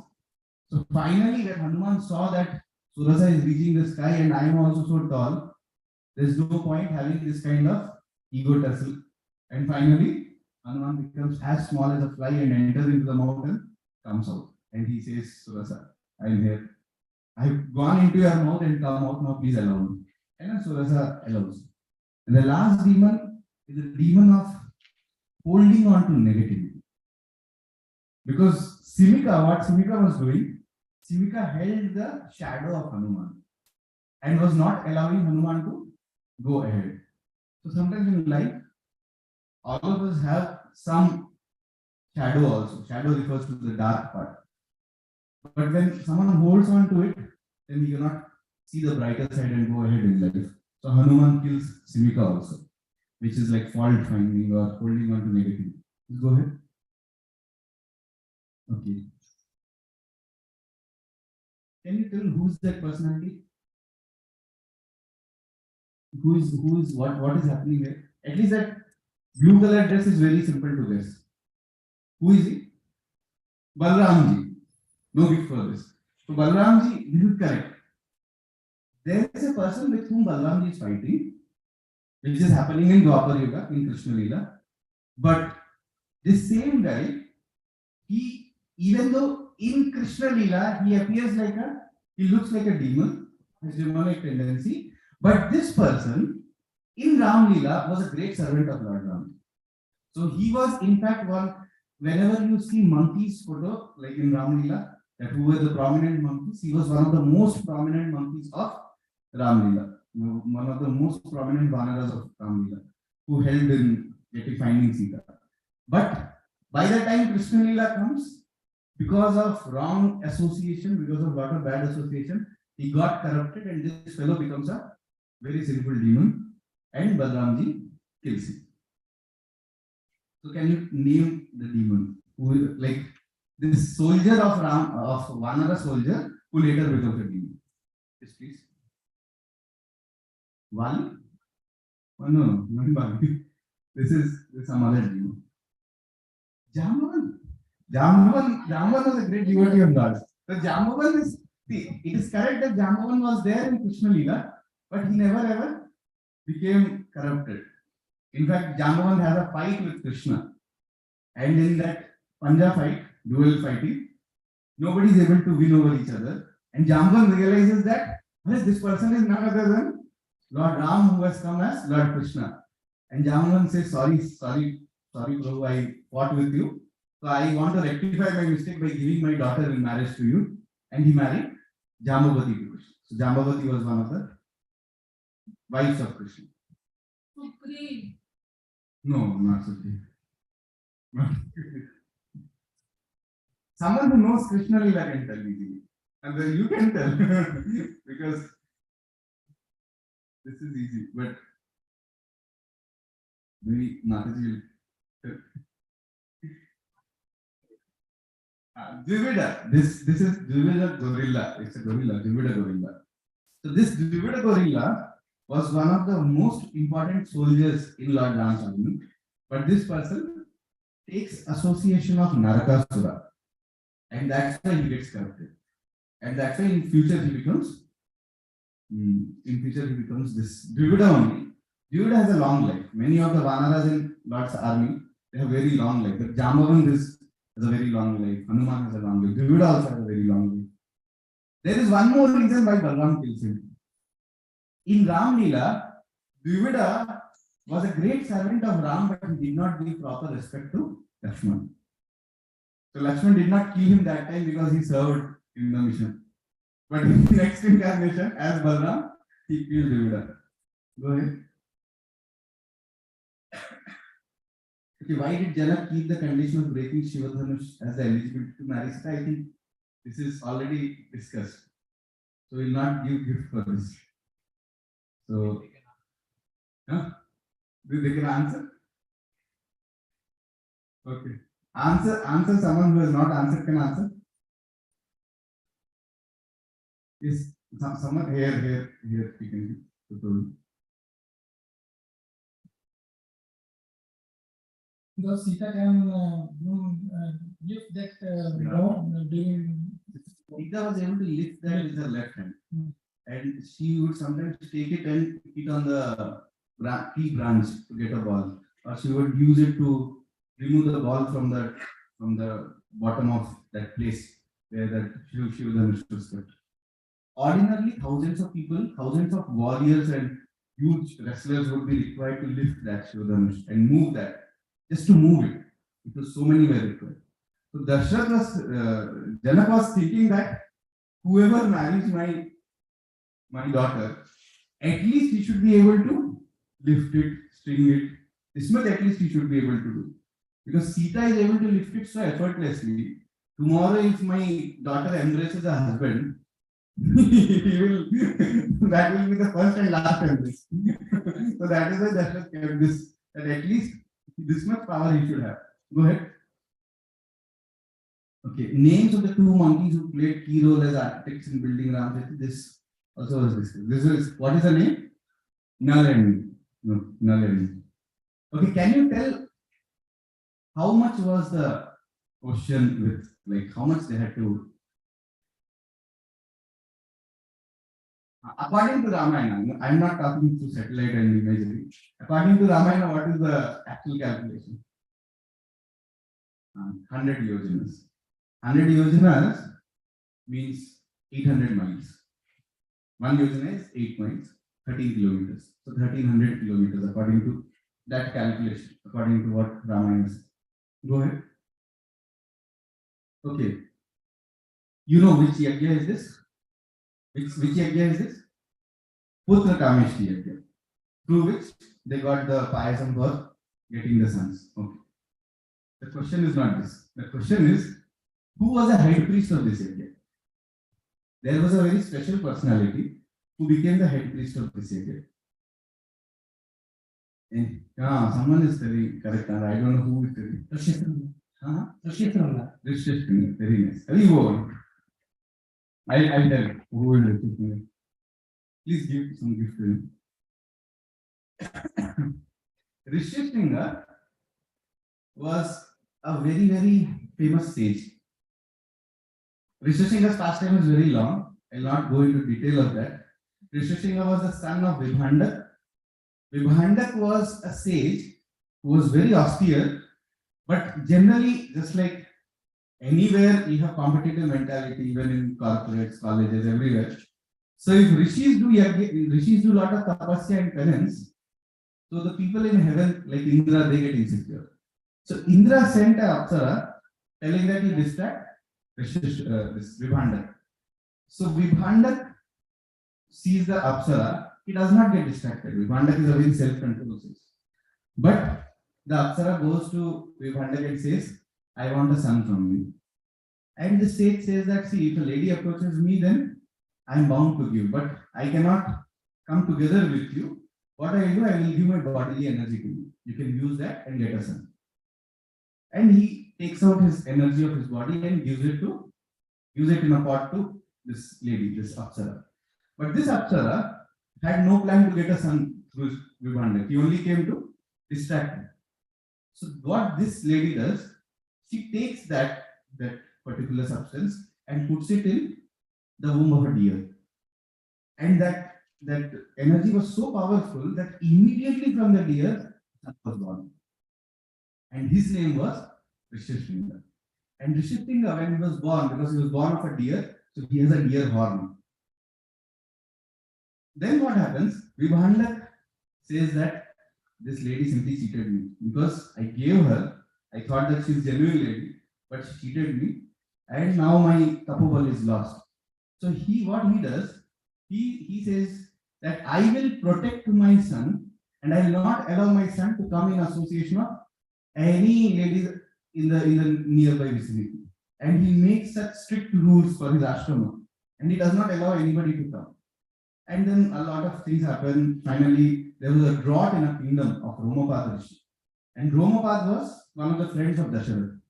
So this Ramapad Rishi, he asked his ministers how to remove this drought. And they said that you need a very, very powerful celibate, a very powerful personality to come and step in your kingdom, and then you will immediately see rains coming. And he said, who is that kind of powerful guy here? And he said, in your kingdom only, in the outskirts, there's an ashram of Vibhandak, where his son stays. And his son is very, very pure. His father has protected him right from his childhood. He has never given him any smartphones, Wi-Fi, nothing. So he said that you go, you call that fellow. As soon as he will come to your kingdom, rain will start. So then, through some trick, he gets Rishyashrina. But for Rishyashrina, it was the first time he saw all that kingdom and everyone. And he knew, Ramapad knew that as soon as Vibhandak will know that we have somehow looted his son from his ashram, he'll become very angry and cursed. And that time, he marries Rishyashrina to a girl who was Shanta. Shanta is none other than the daughter of Dasharath. So Dasharath had a daughter, Shanta, whom he gave to Ramapad Rishi, Ramapad king. This is, I am not speaking from this. Ramachandra Manas mein nahi hai, Valmiki Ramayana mein. Yeah. I'll clarify. Don't worry. Okay, fine. See, I was not there when Mr. Singh was married. Ramcharitmanas is not, the Ramcharitmanas is not the only text on Ramayana. Tulsidas ji जो है वो वाल्मीकि के ही अवतार हैं। वाल्मीकि रामायण में इसका mention है। आपने वाल्मीकि रामायण नहीं पढ़ा है तो मैं आपको गिफ्ट कर दूंगी, मेंशन है। एक मिनट सर, आराम से, आराम, don't worry. We have learned about equality from Lord Ram. Yes. Yes. Don't worry, we are not speaking from here and there on our own imagination. See, do you know how many Ramayans exist? Do you know how many Ramayans exist? Fine. Please. You come to Nishad Raj Guha's kingdom. I will take you personally. See, I am coming from Prayagraj. 30 kilometers from Prayagraj. There is a king. There, हाँ, आप आइए प्रयागराज, मैं आपको श्रृंगेरपुर लेके जाऊंगा। श्रृंगेरपुर में वहां पर शांता और ऋषिशृंग का एक मंदिर है। There you will see the deity of Rishishringa, you will see the deity of Shanta, and you will see that actually Nishad Raj Guha ke kingdom mein there is an excavation site, there is Ramghat. I will show you all the places. You may think that it is not there in Ramcharitmanas. It may not be there. It may not be there because not necessarily that in one scripture every pastime is described. But there is Kama Ramayana, there is Valmiki Ramayana, and Valmiki Ramayana is by the way, Valmiki Ramayana, Valmiki is considered the original author of Ramayana. If there is any confusion between any other Ramayana versions, what is there? First of all, you have to also know that Treta Yuga is not just one Yuga. It's a cyclic order. So there may be some pastimes which have happened in this Yuga, this Treta Yuga. There are other Divya Yugas where Treta, Dwapar, Satya, Kali, this cycle goes. It is not that in every Yuga the same pastime will happen. The same way Ram will kill, the same way things will happen. It's not necessary. Lord Ram's pastimes they have a lot of variety. What to speak of difference of opinion between our Ramayana? Do you know that there are other traditions where Ramayana is also present? There is Indonesian Ramayana where the characters' names are different. But when we read scriptures, instead of arguing on the external details of scriptures, we should focus on the message of the scripture, the essence of scripture. That is the central message. No Ramayana will be there in the world where Ravana is portrayed as a hero. That only modern cinemas can do. Ravan ki Shakti dekhi, Bhakti nahi dekhi. This is one serial they got. Okay. No Ramayana will be there where Sita will start getting attracted to Ravana. No Ramayana will be there where Ram is told to that you are banished to forest, and Ram says, I will do withdraw. No Ramayana is there like that. What I mean to say, beyond the superficial differences on external details, what is common thread is the essence and the principles, which should always be focused. This is my honest opinion. Okay, go ahead. So this Rishishringa is and Shanta, they are also connected, and that is how Dashrath then gets him as the head priest. Okay. Can you name which kanda these particular episodes take place? The first one is Ram meeting Sugriva. In which kanda it takes place? It happens in Kishkinda. What is the next one? Hanuman meeting Sita. Sundarakanda. Very nice, Sundarakanda. And what is the last one? Yuddhakanda. So this is correct. What are the other three kandas other than this? So, and yeah, one of you can answer, then we will give a gift also, please. Kishkinda, Sundara, and this is Yuddhakanda. Some three more are there before this. First is Balakanda. Yeah, Ayodhya Kanda is second one, and third one is Aranyakanda. Yeah, Aramaic. Uttarakhand is the last seventh one. Okay. So you can give him some. You got the right answer, please give it. You may have some difference of opinion and some details, but we are devotees of Ram. Go ahead. What are the names of the daughter-in-law of Dashrath?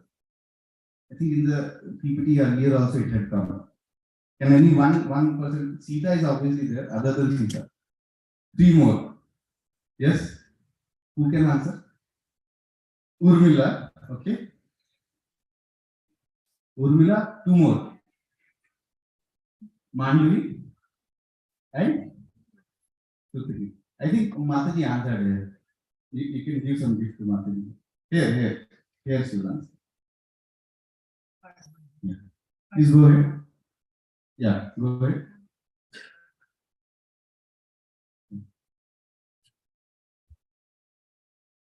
I'll just briefly at this point, just go in one slide behind.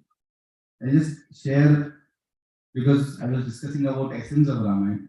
So we should know that Ramayana is much more than just details and some names. Rama, the name Rama means Ramante Yogino Anante Satyananda Chidatmani Iti Rama Padonasani Param Brahma Abhidhiyate. Rama means a personality who is always filled with full pleasure. And he simply, whoever comes in touch, becomes fully pleasurable. He gives all pleasure to everyone. That is Rama. Lakshmana. Lakshmana means Lakshmi Sampanna Iti Lakshmana. Lakshmana means a person who is always endowed with service to Lord Rama. Generally, people in this world think Lakshmi means wealth. But Lakshmana is showing that the wealth, real wealth is the wealth of service. Seva to Lord Rama. So Lakshmana is the only character who never got separated to Rama. And Bharat, the meaning of Bharat is explained that Bharavahi iti Bharata. Bharat is a personality in Ramayana who is the most misunderstood guy. What is the boj which he is carrying? The bhar he is carrying. It is the boj of misunderstanding. Most of the people in his kingdom misunderstood him, that he is into conspiracy with Kaikeyi. And the greatest misunderstanding he had with was his own father. Because his father thought that Bharat is involved in the conspiracy. And the problem was that his father died before Bharat came and gave an explanation. So Bharat, for his whole life, he had to live with that misunderstanding. That's why he's called Bharat, Bharavani. And Shatrughna is a person who has conquered inner Shatrus. So he has conquered all the inner enemies. Go ahead. Yeah, go ahead. So this is which part is tell loudly? Shabri. So you have to tell the name of the guru of Shabri who actually told her to stay there, that Lord Rama will come in future. There is a particular rishi who was the guru of Shabri. Anyone can tell? Matanga Rishi. Very nice. So Matanga Rishi was the person who actually gave this knowledge to Shabri that you stay here. Go ahead. Okay. Which is the mountain from which Lord Hanuman he jumped? Mahendra. Very nice. Very good. And how far it was? I already told you it was 100 years. Go ahead. Okay, where did this pastime take place? Which pastime is this? Surpanaka. Surpanaka's nose being cut. Which is the place where this pastime took place? Panchavati. Little more exact. What? Dandakadami is like, it's like very big place. You know, in Maharashtra there is a place, because the nose was cut, it has been named not Nagpur. Nagpur. Nagpur is famous for oranges. This is Nasik. This is the place Nasik. Yeah. And whom did she approach first? As soon as her nose was cut, she ran to some people. Her and Dushan. First, she went to Kar and Dushan. And Kar and Dushan came and attacked with their army. How much army was there? How many soldiers were there? 14,000. Very nice. 14,000 army. And when 14,000 soldiers came, Lakshman was thinking, oh, from so many days I am not having any fight. Because he is Kshatriya, he wants to fight. So he told Ram, you just go inside. I just finish off all these people and I'll just come. Ram said, no, you go inside. I want to fight. Lakshman said, but these are like two cheap demons for your stature. This is good for me. I can handle them. You go inside. Ram said, no. There's something which I have to prove. That's why I should fight. Lakshman was not hearing. And finally Ram said, Lakshman, I'm ordering you. This is my internal family matter. You go inside. Then Lakshman was like, what family matter he's telling me? What family he has? Only one wife he has. He says, when later it is revealed that one time when Sita and Ram and Lakshman were walking, so Sita had asked Ram this question. Sita said to Ram, see, from the time marriage has happened, I've never seen you using these bow and arrow and all these things. I've heard that you are a very big Dhanurdhar and all this, but I don't think you actually use this. They look like toys. And Ram was like, it hurt him. And he said, hey, what are you speaking? If someone hears, what do you think? I'm from Raghukul, you don't know, we are very big warriors. Our dynasty is filled with warriors. And then Sita said, but it's saying like this because I never saw it. You may be warrior. So Ram said, whenever opportunity comes, I will show you, don't worry. And that day, Ram thought that this is the best opportunity. 14,000 soldiers are coming, I will kill everyone. And then Ram, within half an hour, he killed all the 14,000 army. 14,000 soldiers were killed. And Sita was watching all this from a window. And when this whole fight, this miraculous fight happened, Ram in fact did some things in that, where the soldiers were seeing in each other Ram and they were killing each other and 14,000 were killed. And then finally, as soon as the war got over, Sita comes with a garland and garlands Ram. And she says to Ram, thank God you did not display this in front of my father. Otherwise, he would have married my other three sisters also to you only. Like that, he says, this is then Ram's family matter got solved. Go ahead. Which special mantra Ram chanted killing Ravana? So he had chanted a particular mantra. I not asked what mantra it was, only the name of the mantra. What name of the mantra he chanted?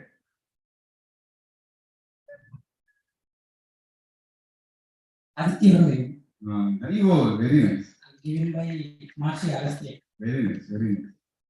This was given by Agastya Rishi. Agastya Rishi did not give it for battle with Ravana. Agastya Rishi just gave it as knowledge to Lord Rama. But as blessings of Agastya, he chanted this mantra while shooting the final arrow towards Ravana. Aditya Hridaya mantra. Yeah, go ahead. Please give some advice to me. Very nice answer. Which pastime is depicted in this story?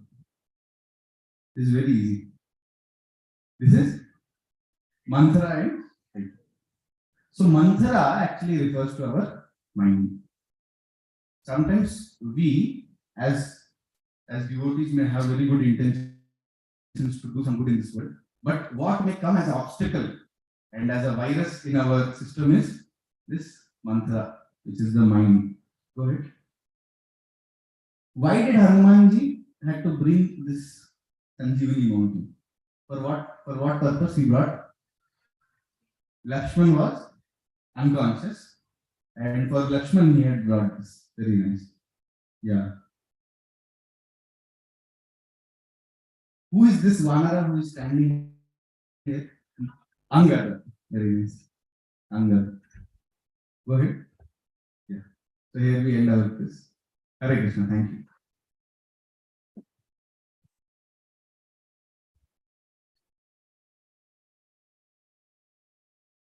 Everyone would like to thank Sankarshan Prabhu. He came all the way from Varanasi, station in Varanasi.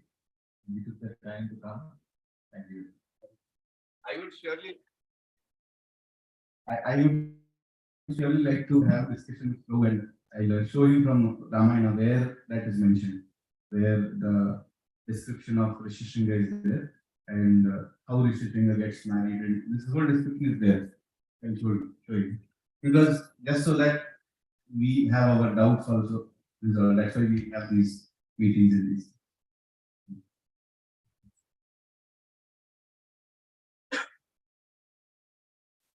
Hello? Yeah, it was little bit more interactive. So now we'll move ahead. But before that, again, let's have one more. Again, recite Jai Shri Raghunath Ji. Jai Shri Raghunath Ji. Jai Shri Raghunath Ji. Now next we have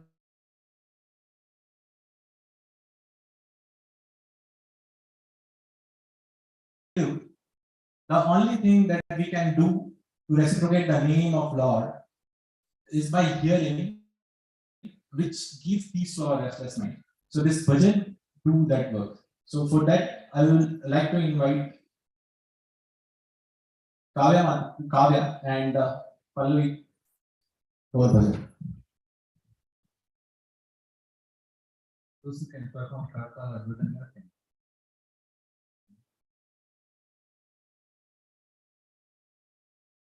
Voice.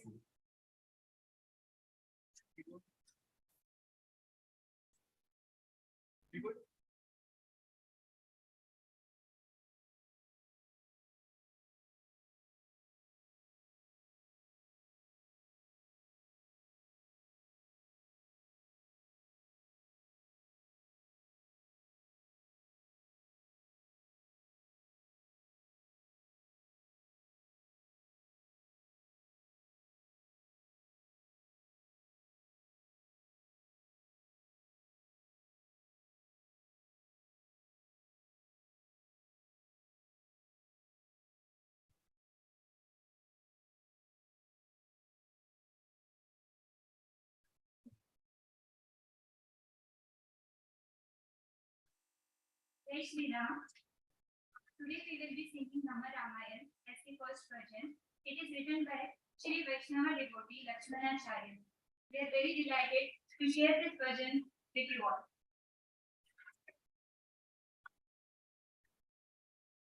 Will get the microphone.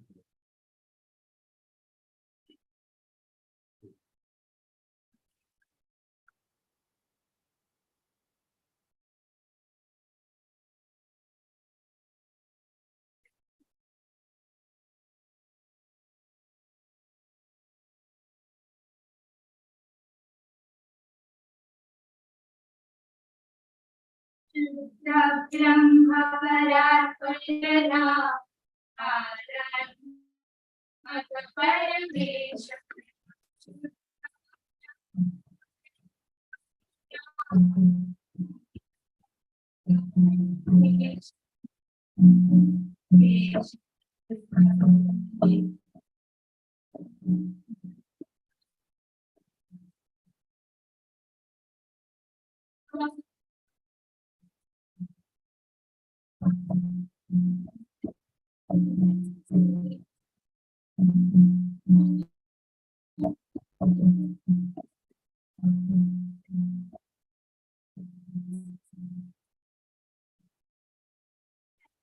Kirana Kula Mandra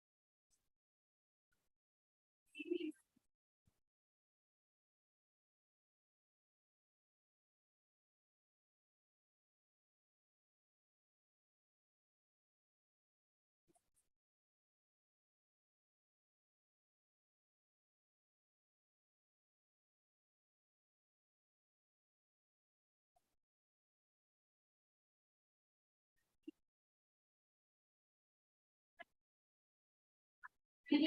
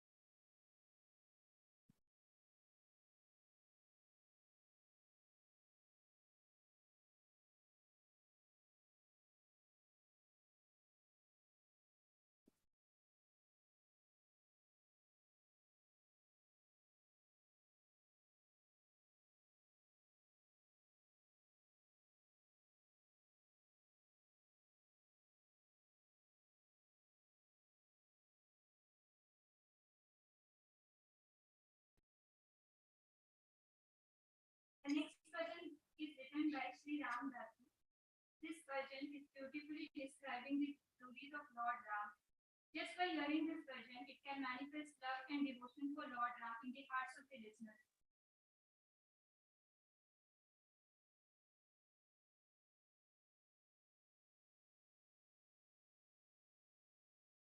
Ramachandraya Janakaraja Manoharaya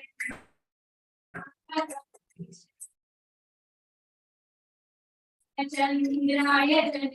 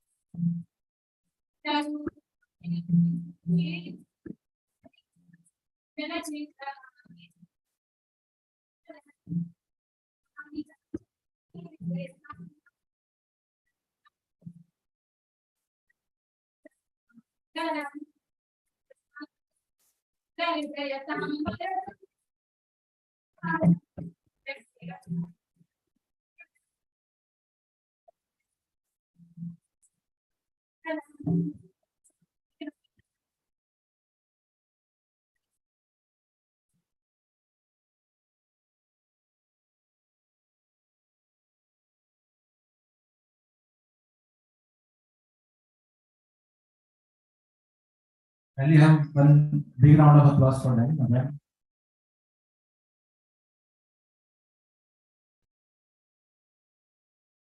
Okay. Before going ahead, again, just recite again the God name. Jai Shri Kausalyai. Jai Shri Kausalyai. Jai Shri Kausalyai. Again, anyone from the audience who means what they mean by Kausalyai? Son of Kausalya. We have listened the bhajan, we have learned the life lessons, we had the peace. Now, any one of you can say that there is one more art in our culture, which is even represented by Lord Shiva in his dancing form as what is the name of Lord Shiva in dancing form? Right. So next we have the dance from Sindhula Reddy. So I will invite her on the stage.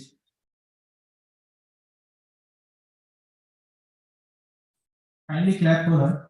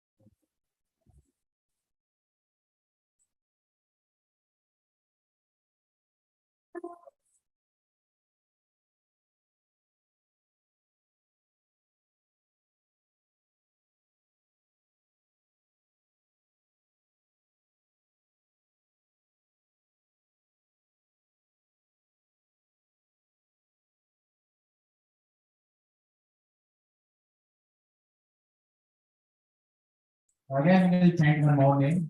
Jai Vedanta Sir. Jai Vedanta Sir. Jai Vedanta Sir. What do you mean by this? Why we are reciting this? What is the meaning of this? The one who is the essence of all Vedanta. Okay. So next we'll have one more event, but wait a second. Wait a minute. I think you might be remembering one meme on this. Wait a minute. We heard bhajans, seen presentation, enjoyed dance, took a quiz, but we haven't yet looked at any significant portion of Ramayana. So next we have drama. Now next we are having a drama.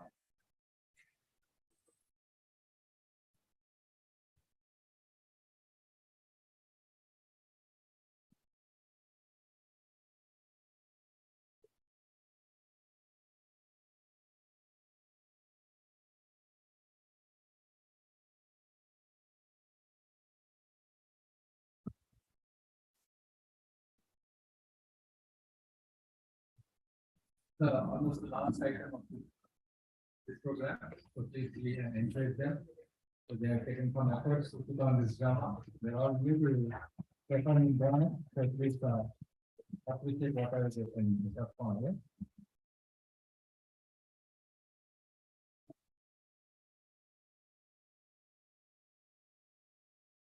So this performance is a smaller but more significant portion of Ramayana. You know what we are talking about, what we are going to show. But before that, I will give you a hint. If you see in Ramayana, there were two sides. One of Dharma and other was Adharma. Dharma was leaded by Lord Ram and other was leaded by Ravana. But if you see in both of them, there was some difference. There on other side, Ravan has a brother Vibhishan, whereas in the Dharma side, we have the four brothers which were perfect in our life. So here we are going to have a drama on Ram Bharat. But before that, I would like to invite you with the characters. Okay.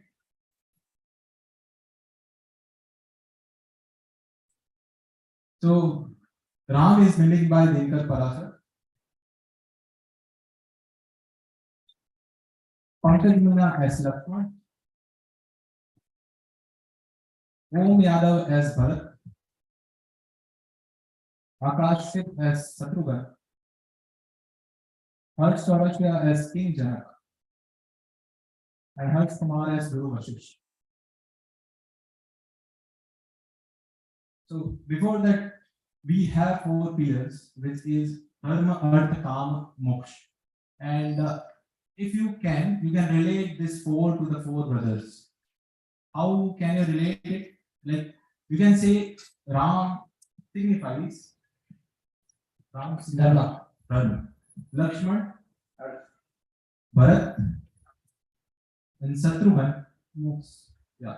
So this is the reason why Lakshman and Ram went to the forest, whereas Bharat and Shatrughan were together. That is, whenever you want to attain earth, whenever you want to attain prosperity, you should follow the path which is correct. You should follow the path of Dharma.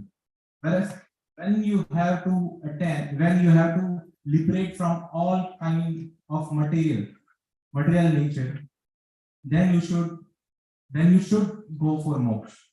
So this is why all the four brothers are different in them, but all the four brothers show something.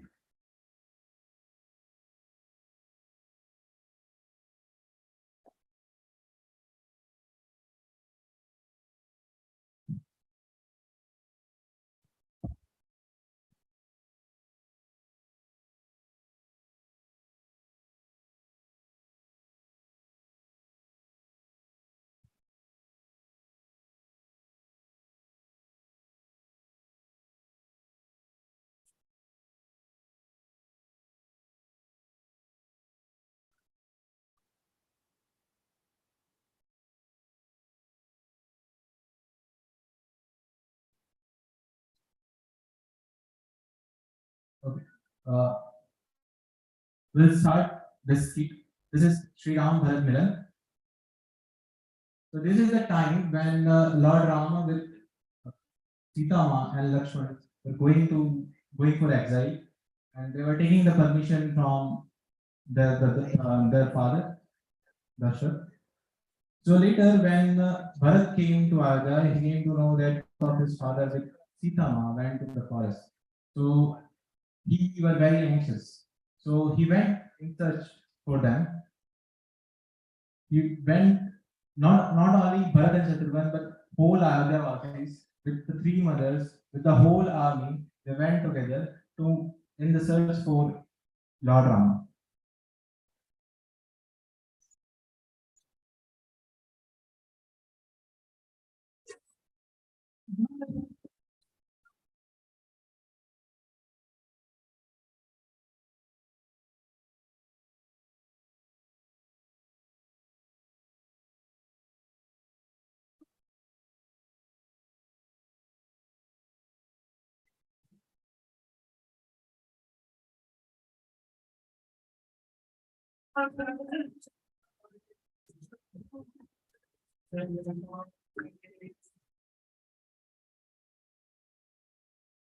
Little during their journey, they met Kevat. I guess up till now you might be knowing who is Kevat. He's the boatman.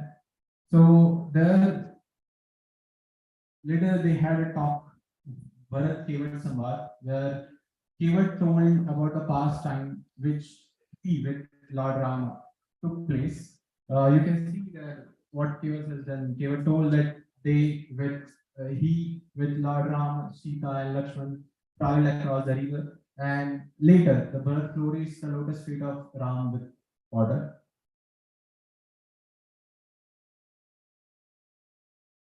Later, when Bharat was going, Sita, which is the incarnation of goddess, she saw a dream. She saw that Bharat was coming with full army along with the matas. All were in sorrow, depressed, and despondent. Later, when tribal came and they told Ram that Bharat is coming with a full army, and now our drama will start. Lakshman, oh Lakshman, I can see a lot of dust in the forest. From where this dust is coming from? Yeah, I see the dust.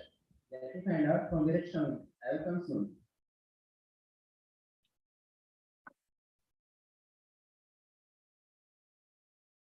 भैया Vardhan is coming with full army Payodha and some local Payodha also.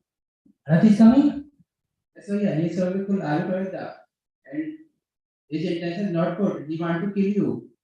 So he want to rule over Ayodhya forever. He didn't want that after 14 years he will come back and take away his kingdom. So today whoever will come, I will definitely kill him. Even Lord Shiva will come here, I will definitely kill him.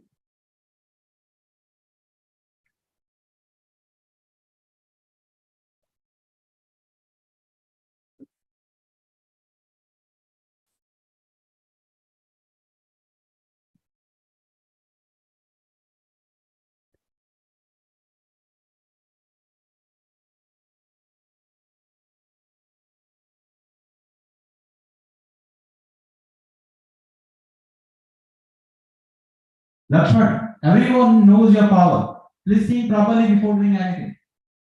After incident, only we can regret. My dear Lakshman, please don't doubt the intentions of our Bharat. Bharat is a very pure-hearted person. He has so much love for me. In this creation of Brahma, even if Bharat gets the position of Brahma, Shiva or Mahadev, Brahma, Shiva or Vishnu, still he will not be attached to his position. He is so magnanimous. He loves me so much. He is not coming here to attack on me. Rather, he is coming to take me back. I am very eager that he seems to kill me. Please forgive me. Bhaiya Ram, Sitaji, and Lakshman can run away upon hearing that. No. They will welcome me. They will forget my bad deeds and welcome me open-heartedly. You would explain the Lord Ram's ashram.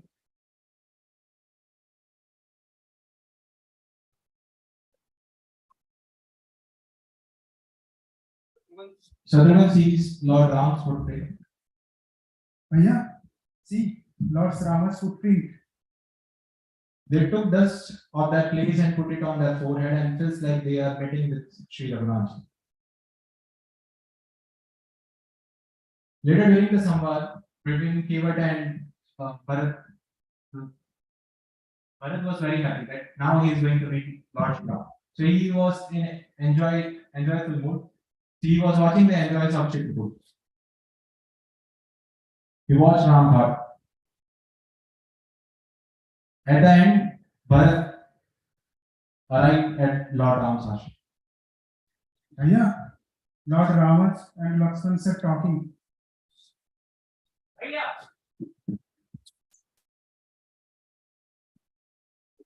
Raghunath ji, Bharat is doing pranam to you.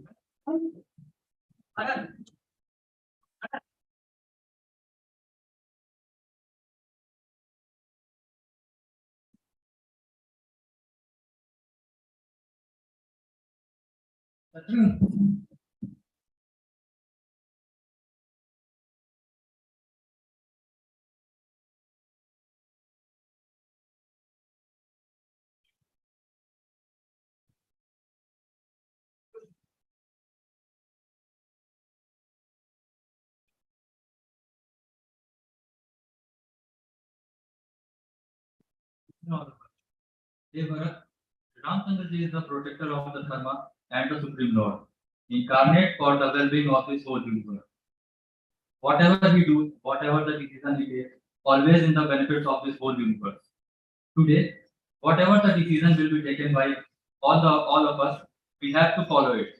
We all in the favor of Sri Ramachandra's return to Ayodhya and his Raj Abhishek. But whatever the decision will be taken by the Ramji, we all have to follow it. My dear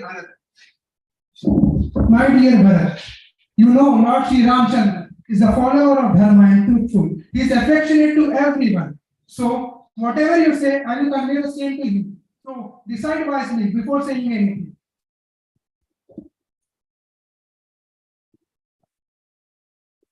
Ram, Bharat came here with petition. Please listen him peacefully and then decide. As per your order, Gurudev.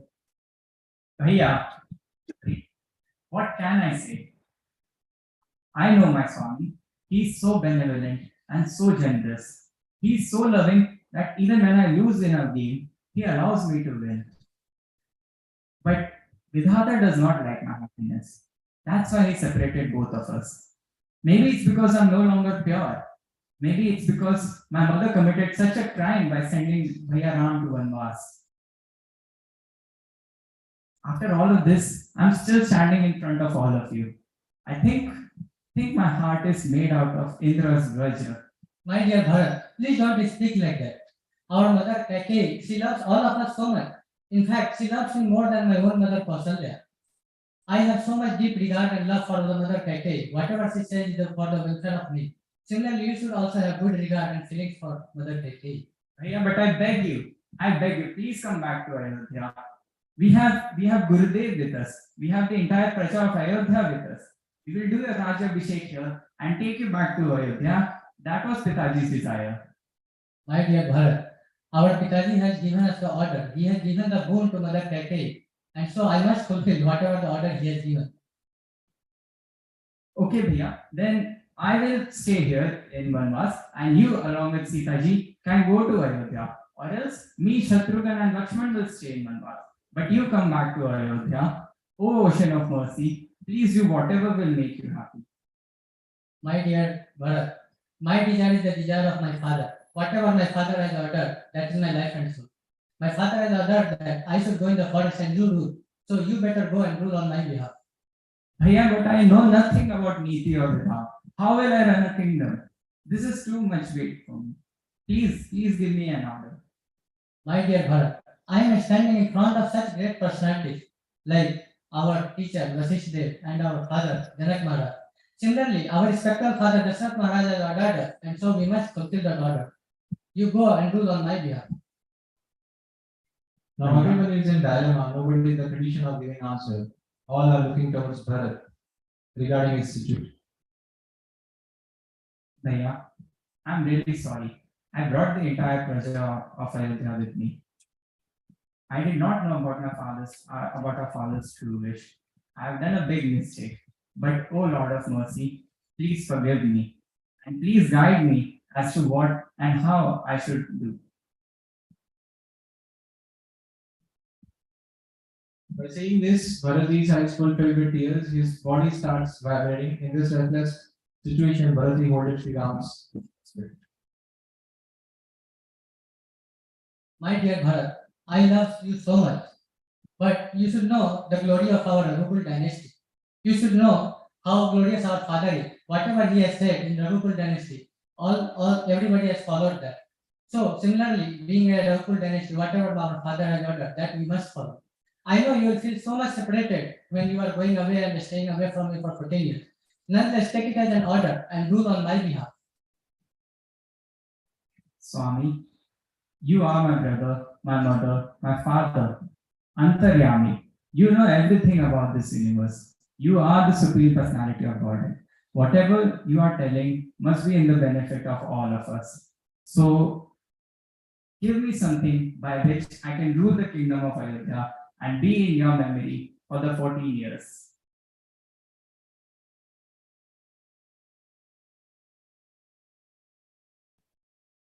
Finally, under the charm of Balaji, Prabhu Sri Ramachandra ji gave his Charan Paduka to Balaji with blessings. Balaji put Charan Paduka on of Lord Sri Ram on his head and respect and love and devotion.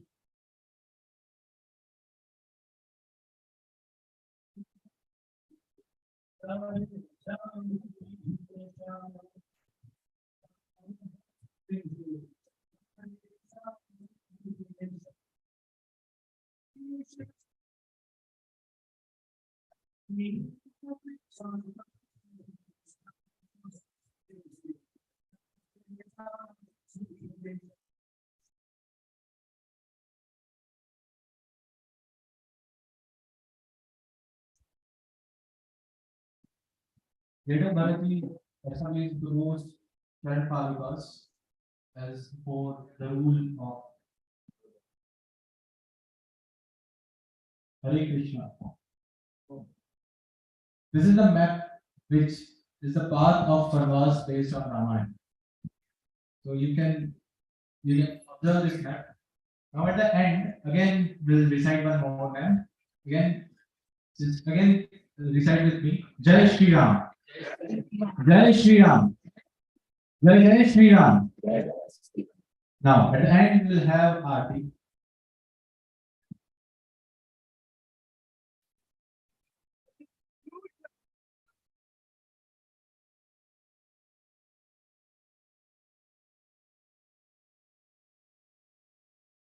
Just to tell you, till yesterday evening, 9 p.m., the script was not ready. Who will play what character was not ready. Where the clothes will come from was not ready. What the dialogues will be was not ready. After that, this is the performance. So, thank you.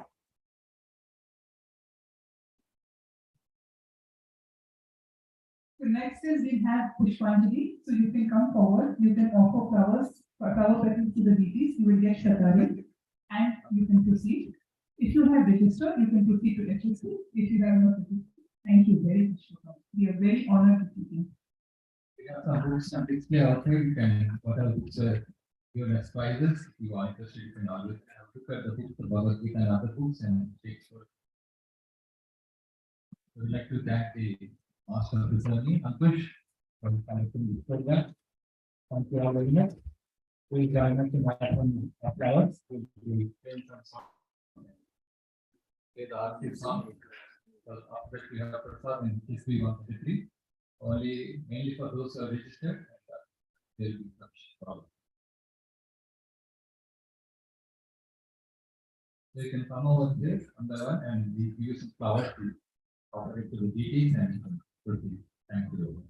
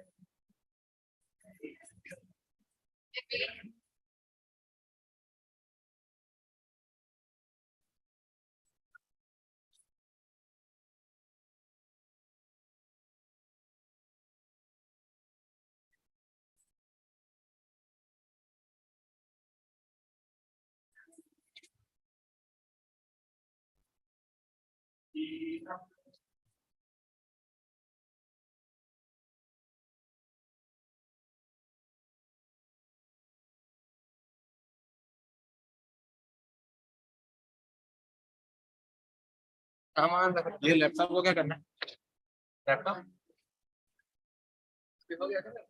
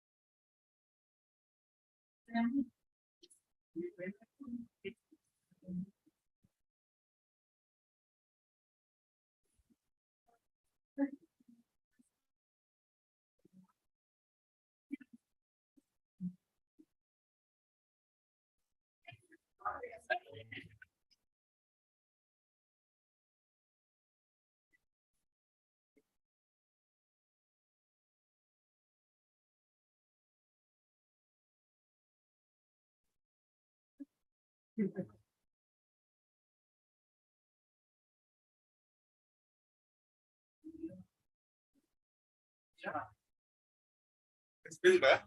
Yeah.